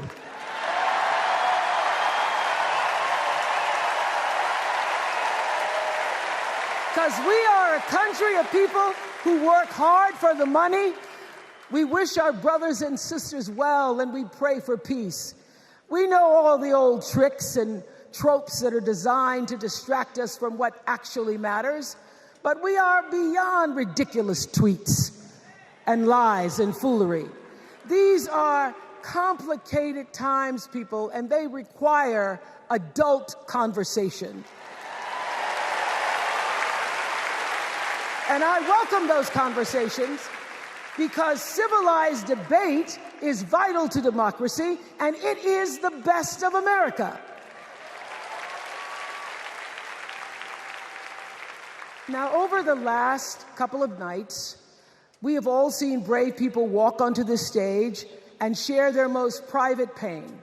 Amanda and Josh, Caitlin, Hadley, they told us their stories of rape and incest and near-death experiences from having the state deny them the abortion that their doctor explained was medically necessary.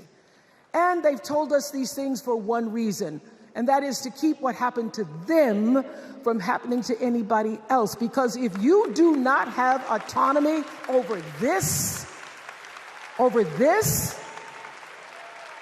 if you cannot control when and how you choose to bring your children into this world and how they are raised and supported, there is no American dream.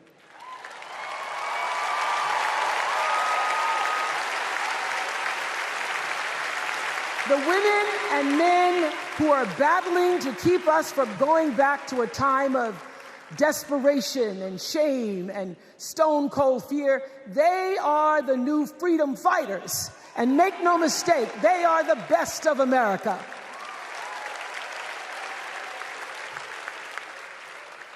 I want to talk now about somebody who's not with us tonight. Tessie Prevost Williams was born in New Orleans not long after the Supreme Court ruled that segregated public schools were unconstitutional. That was in 1954, same year I was born. But I didn't have to head to first grade at the all-white McDonough 19 school with a U.S. Marshal by my side like Tessie did. And when I got to school, the building wasn't empty like it was for Tessie. You see, rather than allowing McDonough to be integrated, parents pulled their kids out of the school, leaving only Tessie and two other little black girls, Gail Etienne and Leona Tate, to sit in a classroom with the windows papered over to block snipers from attacking their 6-year-old bodies. Tessie passed away 6 weeks ago. And I tell this story to honor her tonight because she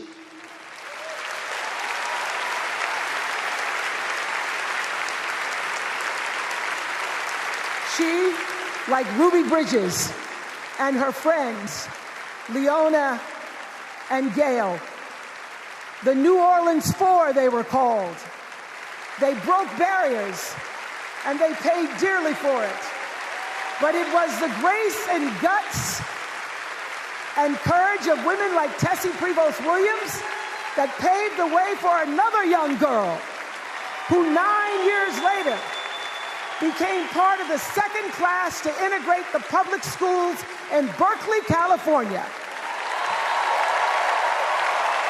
And it seems to me that at school and at home, somebody did a beautiful job of showing this young girl how to challenge the people at the top and empower the people at the bottom. They showed her how to look at the world and see not just what is, but what can be. They instilled in her a passion for justice and freedom and the glorious fighting spirit necessary to pursue that passion.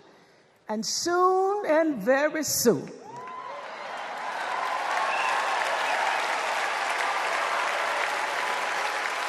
and very soon, we're going to be teaching our daughters and sons about how this child of an Indian mother and a Jamaican father, two idealistic, energetic immigrants,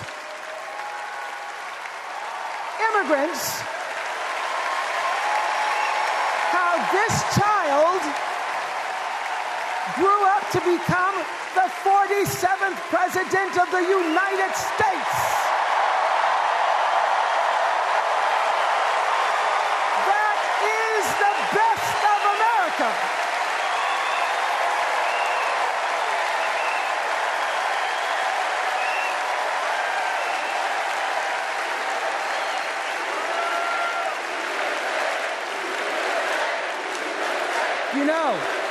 You know, let me tell you this. This election isn't about us and them. It's about you and me and what we want our futures to look like. There are choices to be made when we cast our ballot. Now, there's a certain candidate that says if we just go to the polls this one time, that we'll never have to do it again. Well, you know what? You're looking at a registered independent who's proud to vote again and again and again because I'm an American and that's what Americans do. Voting is the best of America. And I have always, since I was eligible to vote, I've always voted my values. And that is what is needed in this election now more than ever. So I'm calling on all you independents and all you undecideds. You know this is true. You know I'm telling you the truth, that values and character matter most of all. In leadership and in life. And more than anything, you know this is true, that decency and respect are on the ballot in 2024.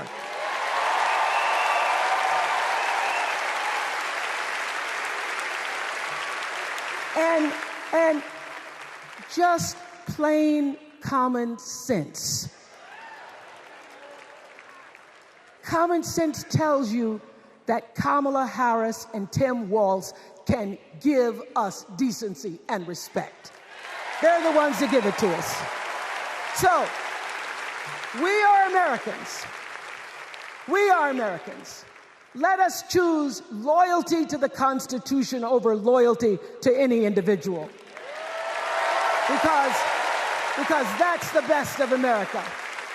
And let us choose optimism over cynicism, because that's the best of America. And let us choose inclusion over retribution. Let us choose common sense over nonsense.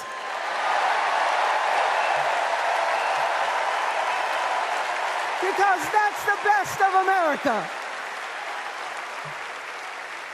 And let us choose the sweet promise of tomorrow over the bitter return to yesterday.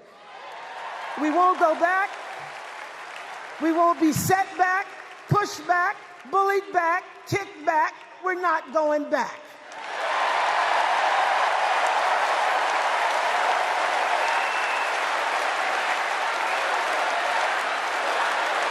Not going back. We're not going back. So, let us choose. Let us choose truth. Let us choose honor. And let us choose joy.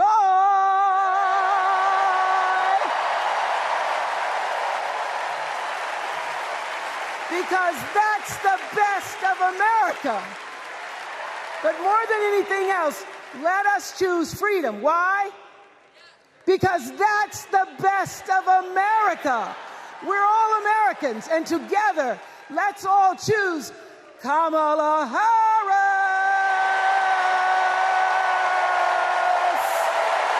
Thank you, Chicago. Thank you, America.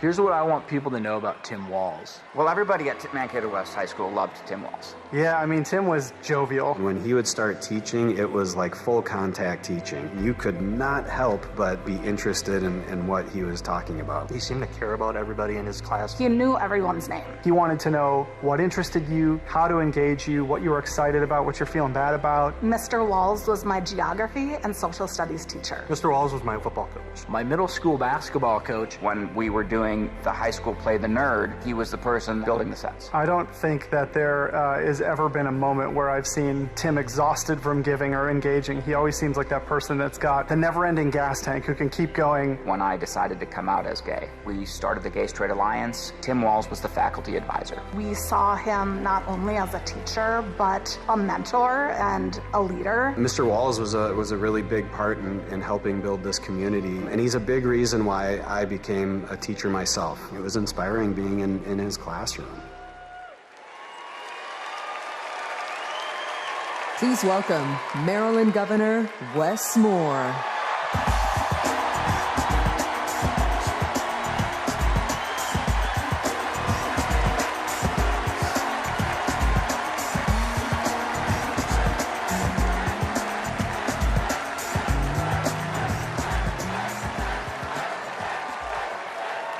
Thank you. Thank you. On March 26th,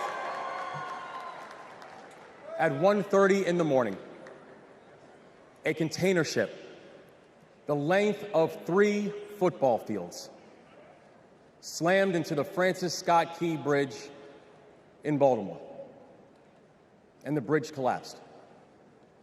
A port that drives 13% of our state's economy was now closed.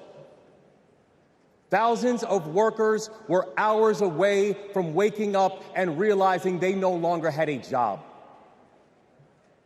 6 Marylanders who had been on the bridge in the middle of the night fixing potholes lost their lives. And one of the first phone calls that I got that morning started with these 3 words. Gov, it's Kamala. She said, I know you spoke to the president, and I want you to know we are here with you every step of the way.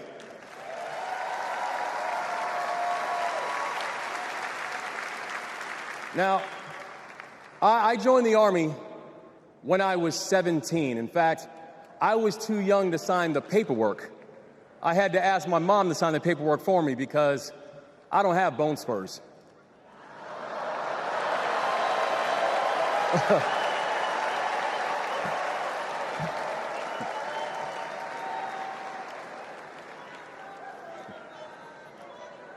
I led soldiers in combat in Afghanistan.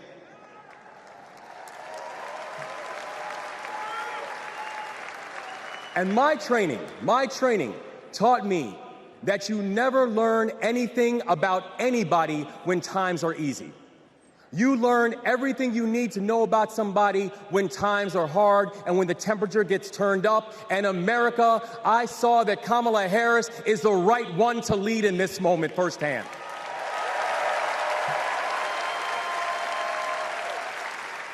And united with the Almighty God's grace, we brought closure to the families of the 6 victims. And while many said it could take 11 months to reopen the port of Baltimore, we got it done in 11 weeks.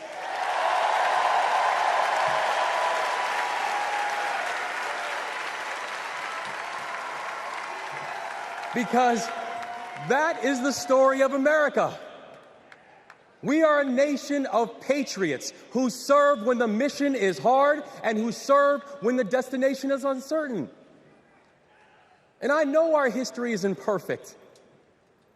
The unevenness of the American journey has made some skeptical. But I'm not asking you to give up your skepticism. I just want that skepticism to be your companion and not your captor. And I'm asking that you join us in the work. Because making America great doesn't mean telling people you're not wanted. And loving your country does not mean lying about its history.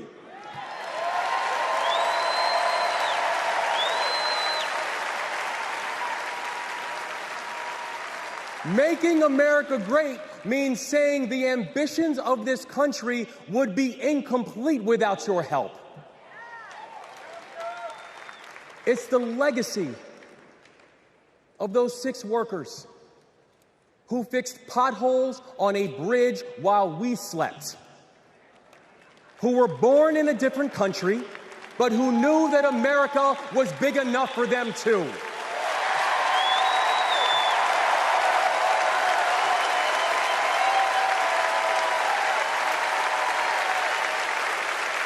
It's the journey.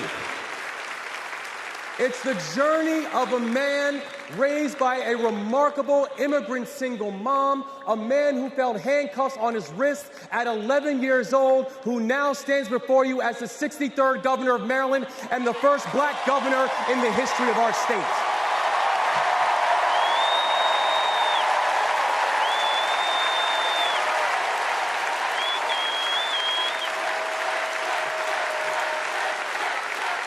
It's the story of a prosecutor who defended our freedoms and had Maryland's back when we needed it most. And now, MVP, we've got your back as well.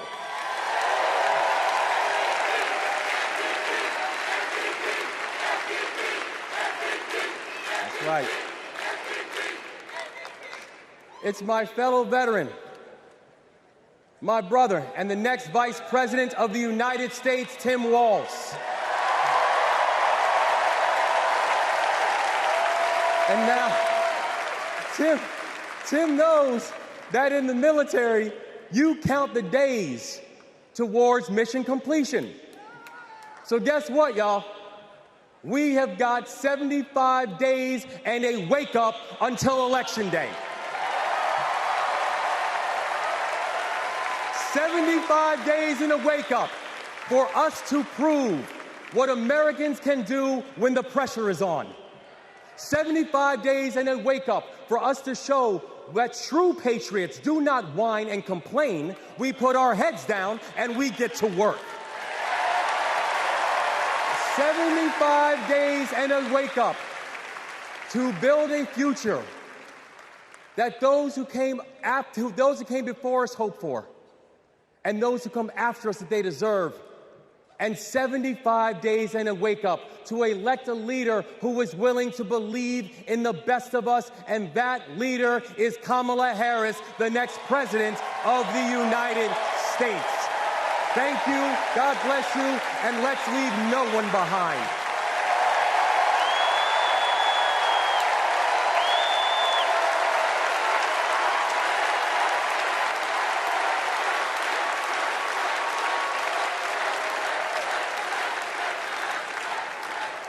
Please welcome former South Bend, Indiana Mayor Pete Buttigieg.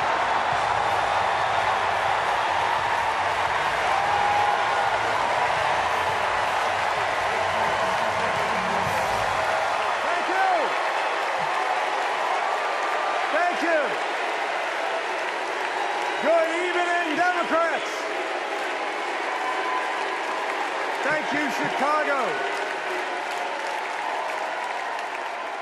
Here's a sentence I never thought I'd hear myself saying. I'm Pete Buttigieg, and you might recognize me from Fox News.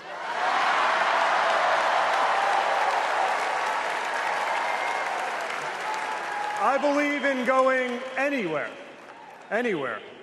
in service of a good cause, and friends, we gather in a very good cause, electing Kamala Harris and Tim Walz, the next president and vice president of the United States.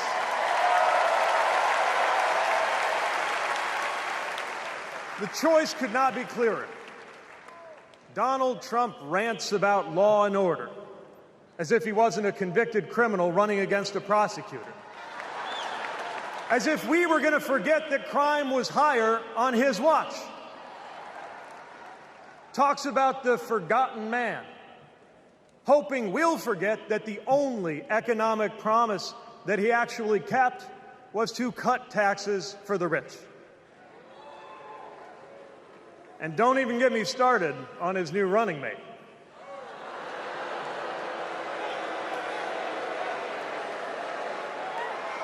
At least Mike Pence was polite. J.D. Vance is one of those guys who thinks if you don't live the life that he has in mind for you, then you don't count. Someone who said that if you don't have kids, you have, quote, no physical commitment to the future of this country. You know, Senator, when I deployed to Afghanistan, I didn't have kids then. Many of the men and women who went outside the wire with me didn't have kids either. But let me tell you, our commitment to the future of this country was pretty damn physical.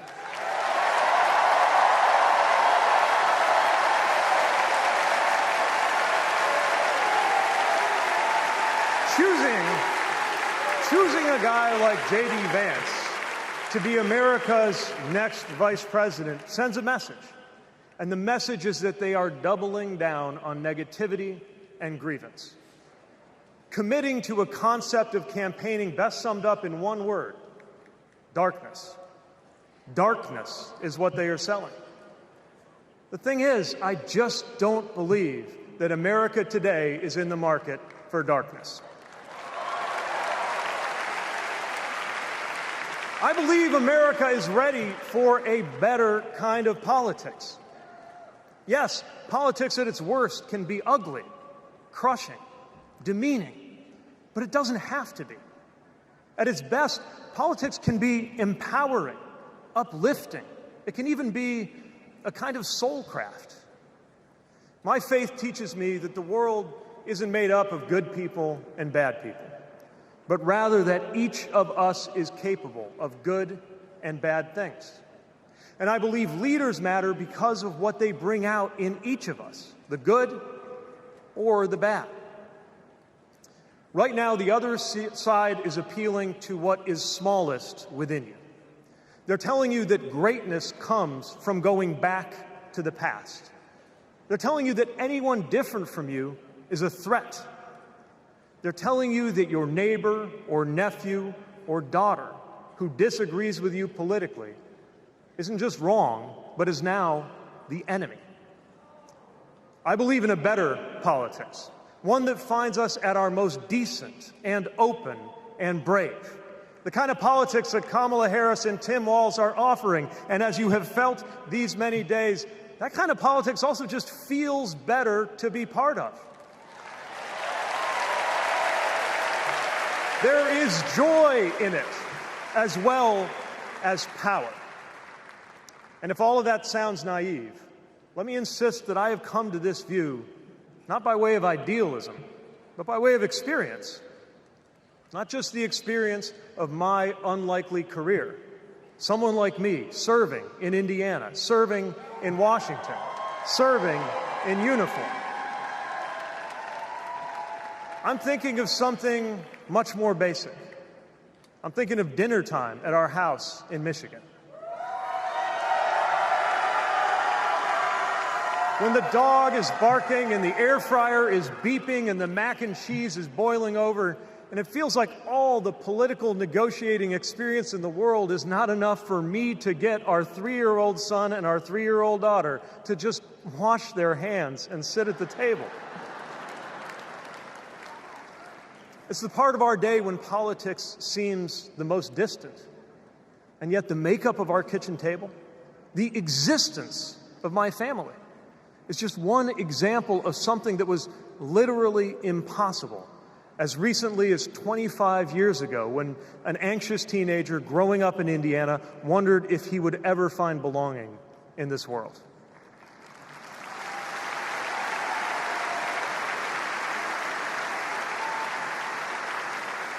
This kind of life went from impossible to possible, from possible to real, from real to almost ordinary in less than half a lifetime.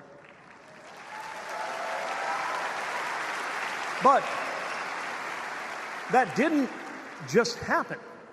It was brought about through idealism and courage, through organizing and persuasion and storytelling, and yes, through politics, the right kind of politics, the kind of politics that can make an impossible dream into an everyday reality. I don't presume to know what it's like in your kitchen, but I know, as sure as I am standing here, that everything in it, the bills you pay at that table, the shape of the family that sits there, the fears and the dreams that you talk about late into the night there, all of it compels us to demand more from our politics than a rerun of some TV wrestling death match. So this November, we get to choose. We get to choose our president. We get to choose our policies, but most of all, we will choose a better politics. A politics that calls us to our better selves and offers us a better everyday. That is what Kamala Harris and Tim Walz represents. That is what Democrats represent. That is what awaits us when America decides to end Trump's politics of darkness once and for all. That is what we choose when we embrace the leaders who are out there building bridges and reject the ones who are out there banning books. This is what we will work for every day to November and beyond. So let's go win this. Thank you, Democrats. Thank you.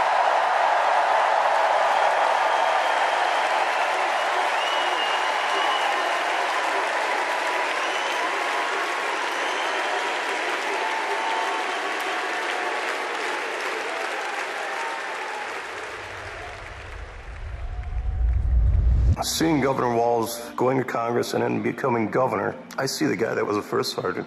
I see a guy that's full of energy, always busy. And like he says, you get enough time to sleep when you're dead. I first met Governor Walz and Congressman Walz when I was transitioning out of the Marine Corps, going back to school. He really wanted to know what the experience was of those that were actually using the GI Bill and how it could be improved. It seemed to be a continuation of focus on improving the lives of veterans. Governor Walz in our unit always would say his catchphrase was, "We'll get it done," and we always did. The way I've seen him carry himself over the years in Congress and the way he works for veterans, there's no excuse making, there's no scapegoating, it's just accomplish the mission. Governor Walz has been that way and always will be that way.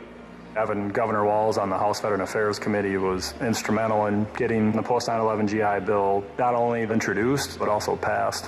When Governor Walz wants change, it'll happen. Back to the Guard.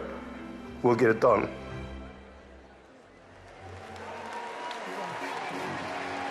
Please welcome EGOT-winning, multi-platinum artist and activist, John Legend, and Queen of Percussion, Sheila E.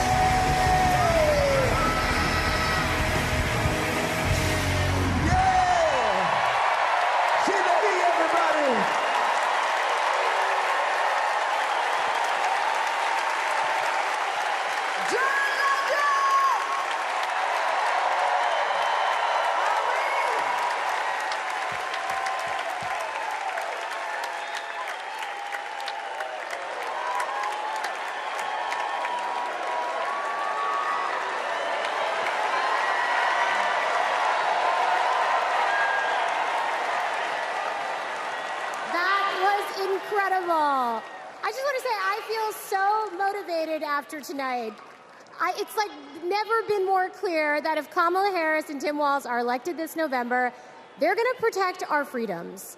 The freedom to read whatever books you want. The freedom to work one job and afford your rent.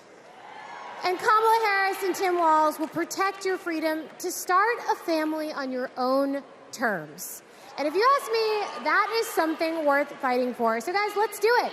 It's time. Let's nominate the next Vice President of the United States, Minnesota Governor Tim Walz. And to take us there, please welcome to the stage Minnesota Senator Amy Klobuchar.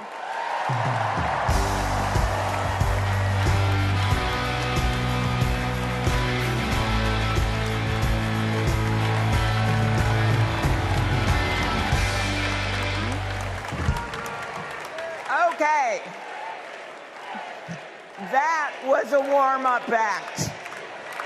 On behalf of the great state of Minnesota, where purple reigns, I stand before you in support of our next Vice President, Tim Walz. In Minnesota, we trust a coach who turned a team that was 0-27 into state champions. In Minnesota, we trust a hunter who has stood in a deer stand in 10-degree weather. In Minnesota, we trust a candidate who has made a viral video on how to change a burnt-out headlight. And I know we aren't alone, but in Minnesota, we love a dad in plaid.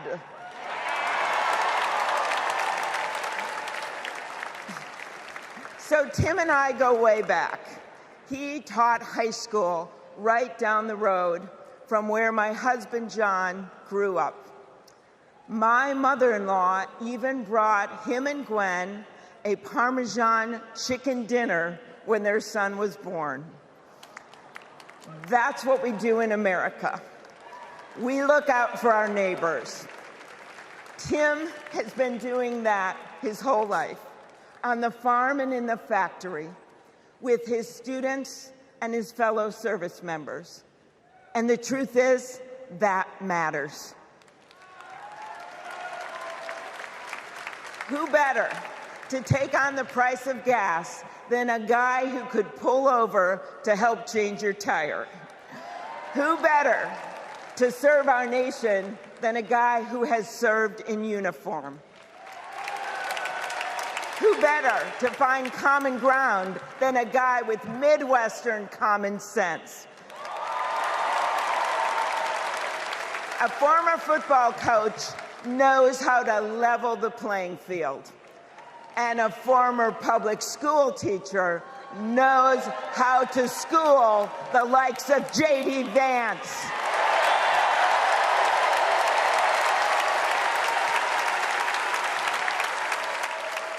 What you've done with your life matters, and what you do with power matters too. Tim has delivered paid leave, school lunches, and the biggest tax cut in Minnesota history. A Democrat from a red district in a purple state, Tim has brought Minnesota together. And together with Vice President Kamala Harris, I know he will do the same for our nation. America, there is so much that we share, so much that connects us. Way up north in Minnesota, out of Lake Itasca, flows the Mississippi River. It starts small and it grows wider. It flows down to Wisconsin and to Iowa. It goes down to Illinois and to Missouri. It goes to Kentucky and Tennessee. It goes to Arkansas, and it goes way down to Mississippi. And then it goes all the way down to New Orleans, Louisiana, where the spirit of our nation's resilience abounds. So let us commit here and now to cross the river of our divides to get to a higher ground. And let us join together to elect Kamala Harris and Tim Walz.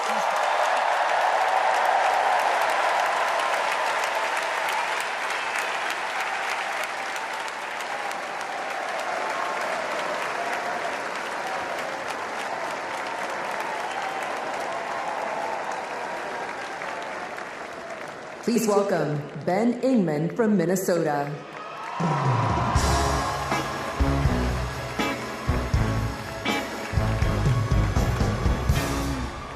Tim Walz is the kind of guy you can count on to push you out of a snowbank. I know this because Tim Walz has pushed me out of a snowbank. I grew up next door to the Walzes in Mankato. Mr. Walz was also my geography teacher and my coach. Not for high school football, but for 7th grade basketball and track. So what was a high school football coach doing, coaching 7th grade basketball and track? Well, there was a kid in the high school who couldn't afford to pay for lunch, and he ran up a lot of debt. And Tim and Gwen decided they'd help pay it off. They started calling around the district to see if there were any positions they could fill to make a little extra money, and that's how he wound up coaching us 7th graders.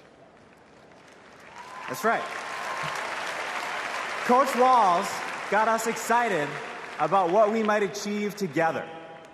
He believed in us, and he helped us believe in each other. And his leadership stuck. That track team went on to win a state title, just like the football team. That's right. Speaking of which, come on out, Scarlets. Yeah!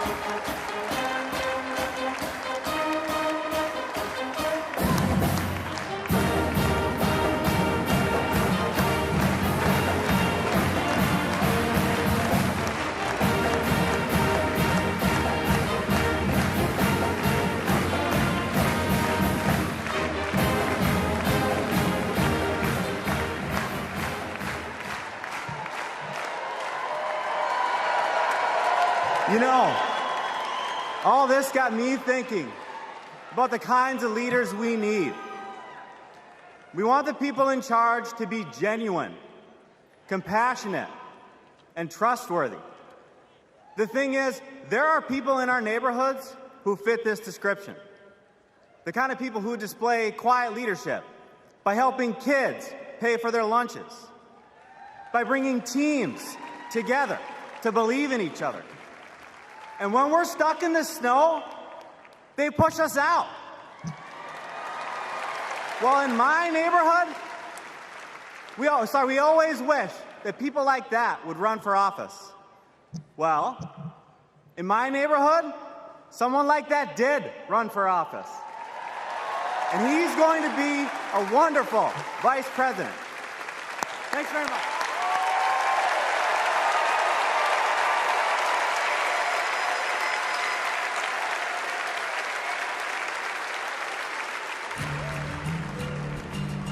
Out here in the wide open spaces, we are reminded of the values we share: a commitment to community, country, and standing up for what's right.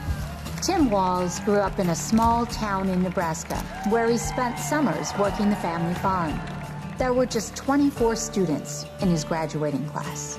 His dad served during the Korean War, and that meant a lot to Tim. So he enlisted right after his 17th birthday and served 24 years in the National Guard, rising to Command Sergeant Major. Tim went to college on the GI Bill and became a social studies teacher. That's where Tim and I met. We shared a classroom with a divider right down the middle. His classroom was a lot louder than mine, but I could hear how engaged his students were. Tim taught for over 15 years, and he coached football, helping lead the team to a state championship after 0 wins just a few years before. Tim taught them how to believe in themselves and that we're all in this together. When one of our students started the school's Gay Straight Alliance, Tim agreed to serve as faculty advisor because he knew how impactful it would be to have a football coach involved. He inspired his students, and he changed lives. He is just so joyful in everything that he does, but I think also standing up for what he believes to be right, stands up to bullies. Then, Tim's students inspired him to run for Congress in southern Minnesota. Tim spent a lot of time working with Republicans, fighting to help farmers and expanding veterans' benefits. Whether it was in Congress or as governor, his focus has always been helping working people like those he grew up with. That's why he fought for the largest tax cut in Minnesota state history. Tim Walz was there for small businesses like ours. With the urging of Governor Walz, we were able to pass the Alex Smith Insulin Affordability Act, and it has saved lives in Minnesota. With Tim as governor, Minnesota is one of the best places to raise a family and one of the best states for business. Tim's a lifelong hunter and gun owner.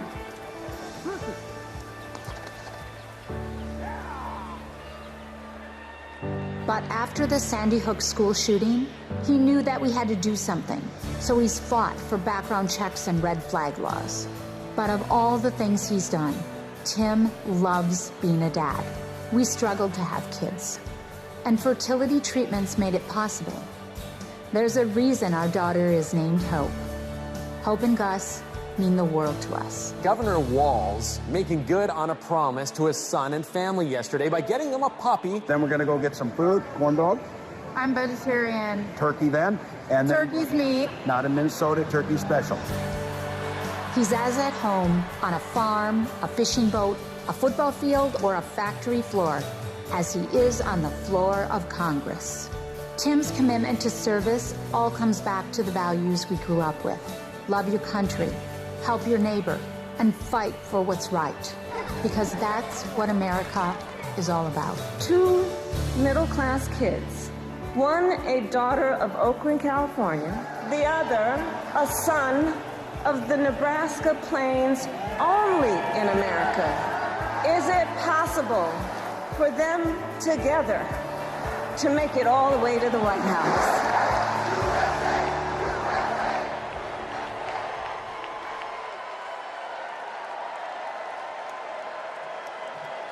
Please welcome the Democratic nominee for Vice President, Governor Tim Walz.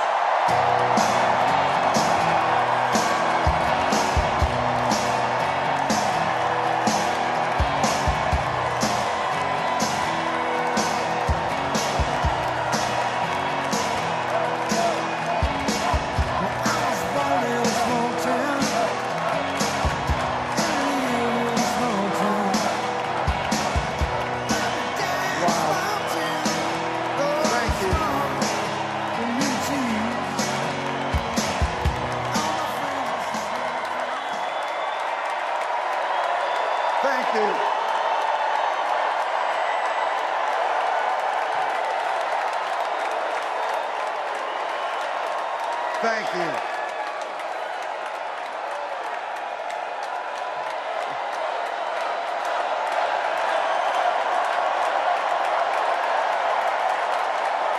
Wow. Well, thank you. Thank you, first of all, to Vice President Harris. Thanks for putting your trust in me and for inviting me to be part of this incredible campaign. And a thank you to President Joe Biden for 4 years of strong, historic leadership.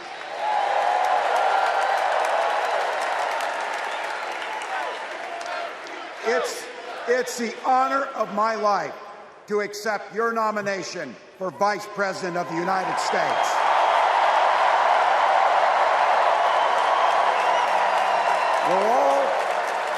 We're all here tonight for one beautiful, simple reason.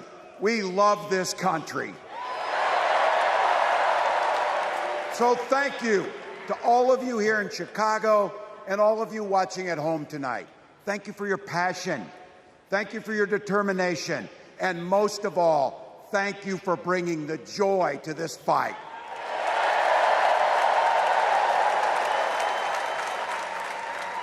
Now, I grew up in Butte, Nebraska, a town of 400 people. I had 24 kids in my high school class, and none of them went to Yale. But I'll tell you what, growing up in a small town like that, you learn how to take care of each other. That family down the road, they may not think like you do. They may not pray like you do. They may not love like you do.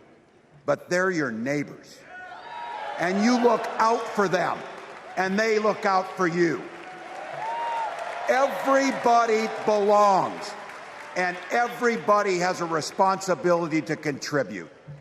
For me, it was serving in the Army National Guard. I joined up 2 days after my 17th birthday, and I proudly wore our nation's uniform for 24 years.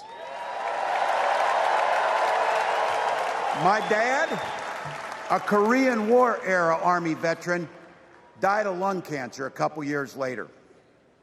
He left behind a mountain of medical debt. Thank God for Social Security survivor benefits. And thank God for the GI Bill that allowed my dad and me to go to college, and millions of other Americans. Eventually, like the rest of my family, I fell in love with teaching. Three out of 4 of us married teachers. I wound up teaching social studies and coaching football at Mankato West High School. Go Scarlets! We ran a 44 defense. We played through to the whistle on every single play, and we even won a state championship. Never closed the yearbook, people. But it was those players and my students who inspired me to run for Congress. They saw in me what I had hoped to instill in them, a commitment to the common good, an understanding that we're all in this together, and the belief that a single person can make a real difference for their neighbors. So there I was, a 40-something high school teacher with little kids, 0 political experience, and no money, running in a deep red district.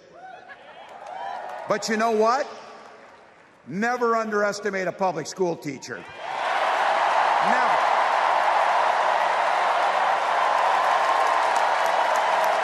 I represented my neighbors in Congress for 12 years, and I learned an awful lot.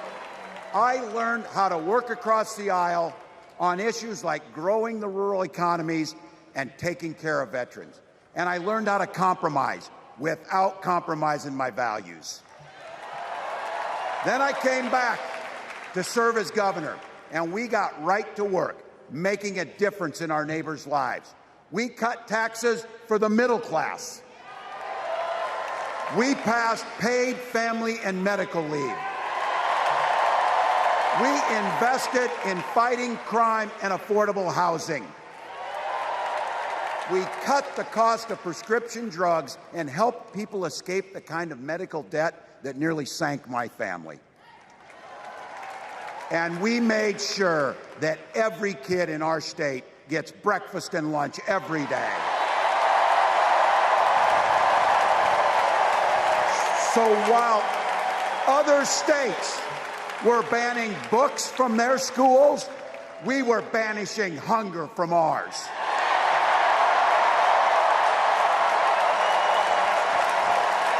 We also protected reproductive freedom because in Minnesota, we respect our neighbors and the personal choices they make.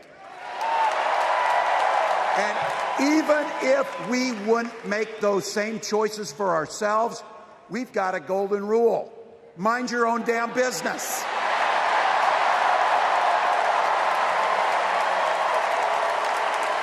And that includes IVF and fertility treatments. And this is personal for Gwen and I. If you've never experienced the hell that is infertility, I guarantee you know somebody who has. And I can remember praying each night for a phone call, the pit in your stomach when the phone would ring, and the absolute agony when we heard the treatments hadn't worked. It took Gwen and I years, but we had access to fertility treatments. And when our daughter was born, we named her Hope. Hope, Gus, and Gwen, you are my entire world, and I love you.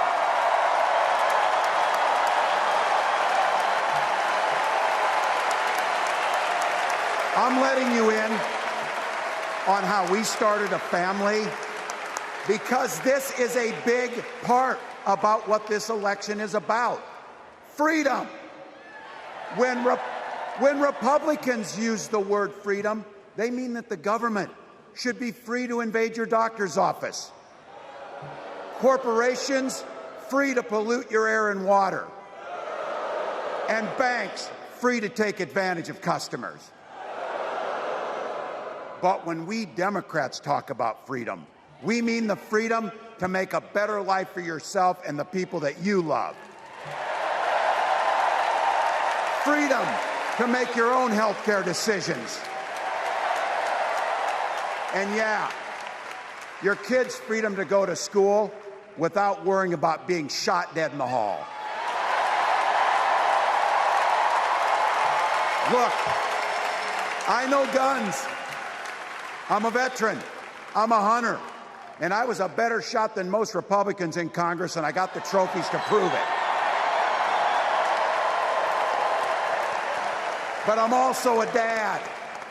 I believe in the Second Amendment, but I also believe our first responsibility is to keep our kids safe.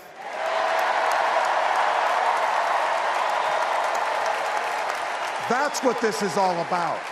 The responsibility we have to our kids, to each other, and to the future that we're building together, in which everyone is free to build the kind of life they want. But not everyone has that same sense of responsibility.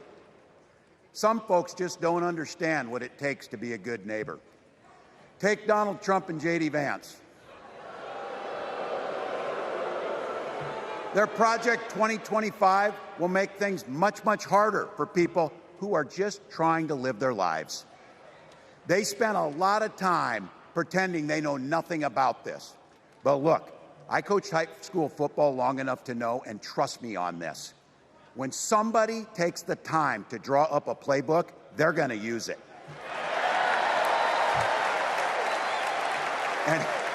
And we know if these guys get back in the White House, they'll start jacking up the costs on the middle class. They'll repeal the Affordable Care Act. They'll gut Social Security and Medicare. And they will ban abortion across this country, with or without Congress. Here's the thing. It's an agenda nobody asked for. It's an agenda that serves nobody except the richest and the most extreme amongst us. And it's an agenda that does nothing for our neighbors in need. Is it weird? Absolutely. Absolutely. But it's also wrong. And it's dangerous. It's not just me saying so. It's Trump's own people. They were with him for 4 years. They're warning us that the next 4 years will be much, much worse. You know, when I was teaching, every year, we'd elect a student body president. And you know what? Those teenagers could teach Donald Trump a hell of a lot about what a leader is. Leaders don't spend all day insulting people and blaming others. Leaders do the work. So I don't know about you. I'm ready to turn the page on these guys. So go ahead. Say it with me. We're not going back.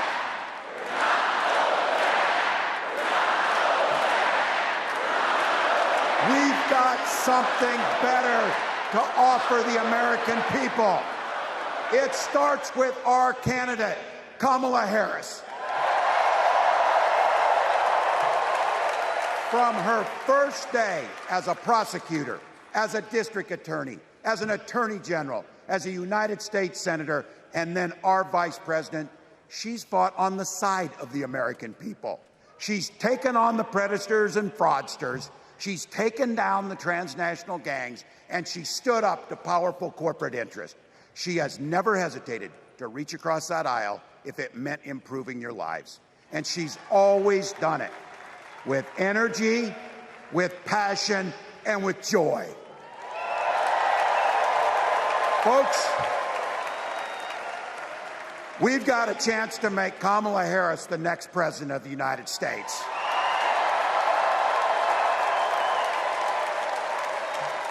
But I think we owe it to the American people to tell them exactly what she'd do as president before we ask them for their votes.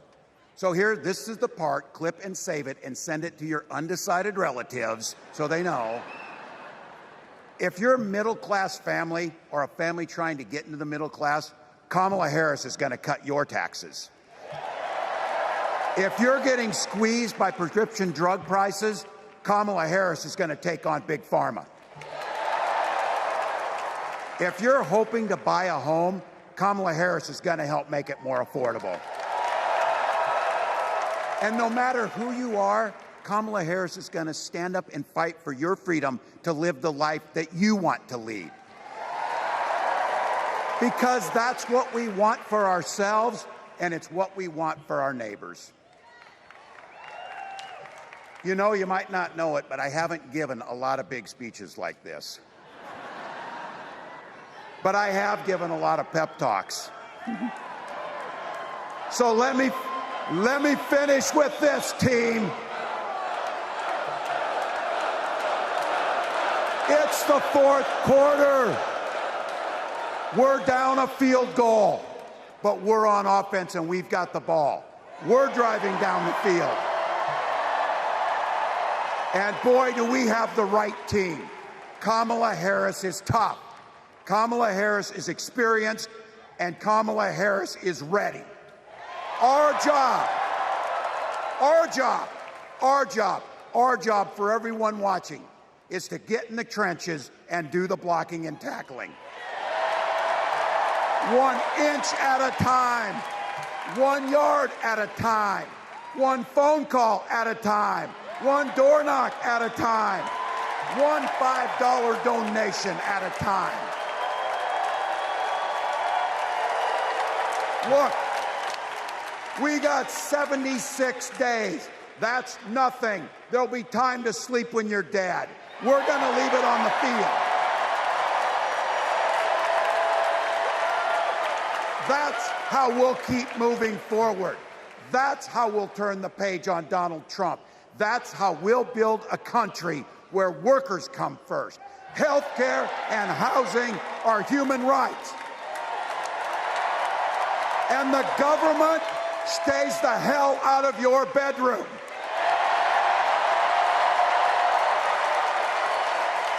That's how we make America a place where no child is left hungry, where no community is left behind, where nobody gets told they don't belong. That's how we're going to fight. And as the next president of the United States always says, when we fight, when we fight, when we fight, thank you. God bless.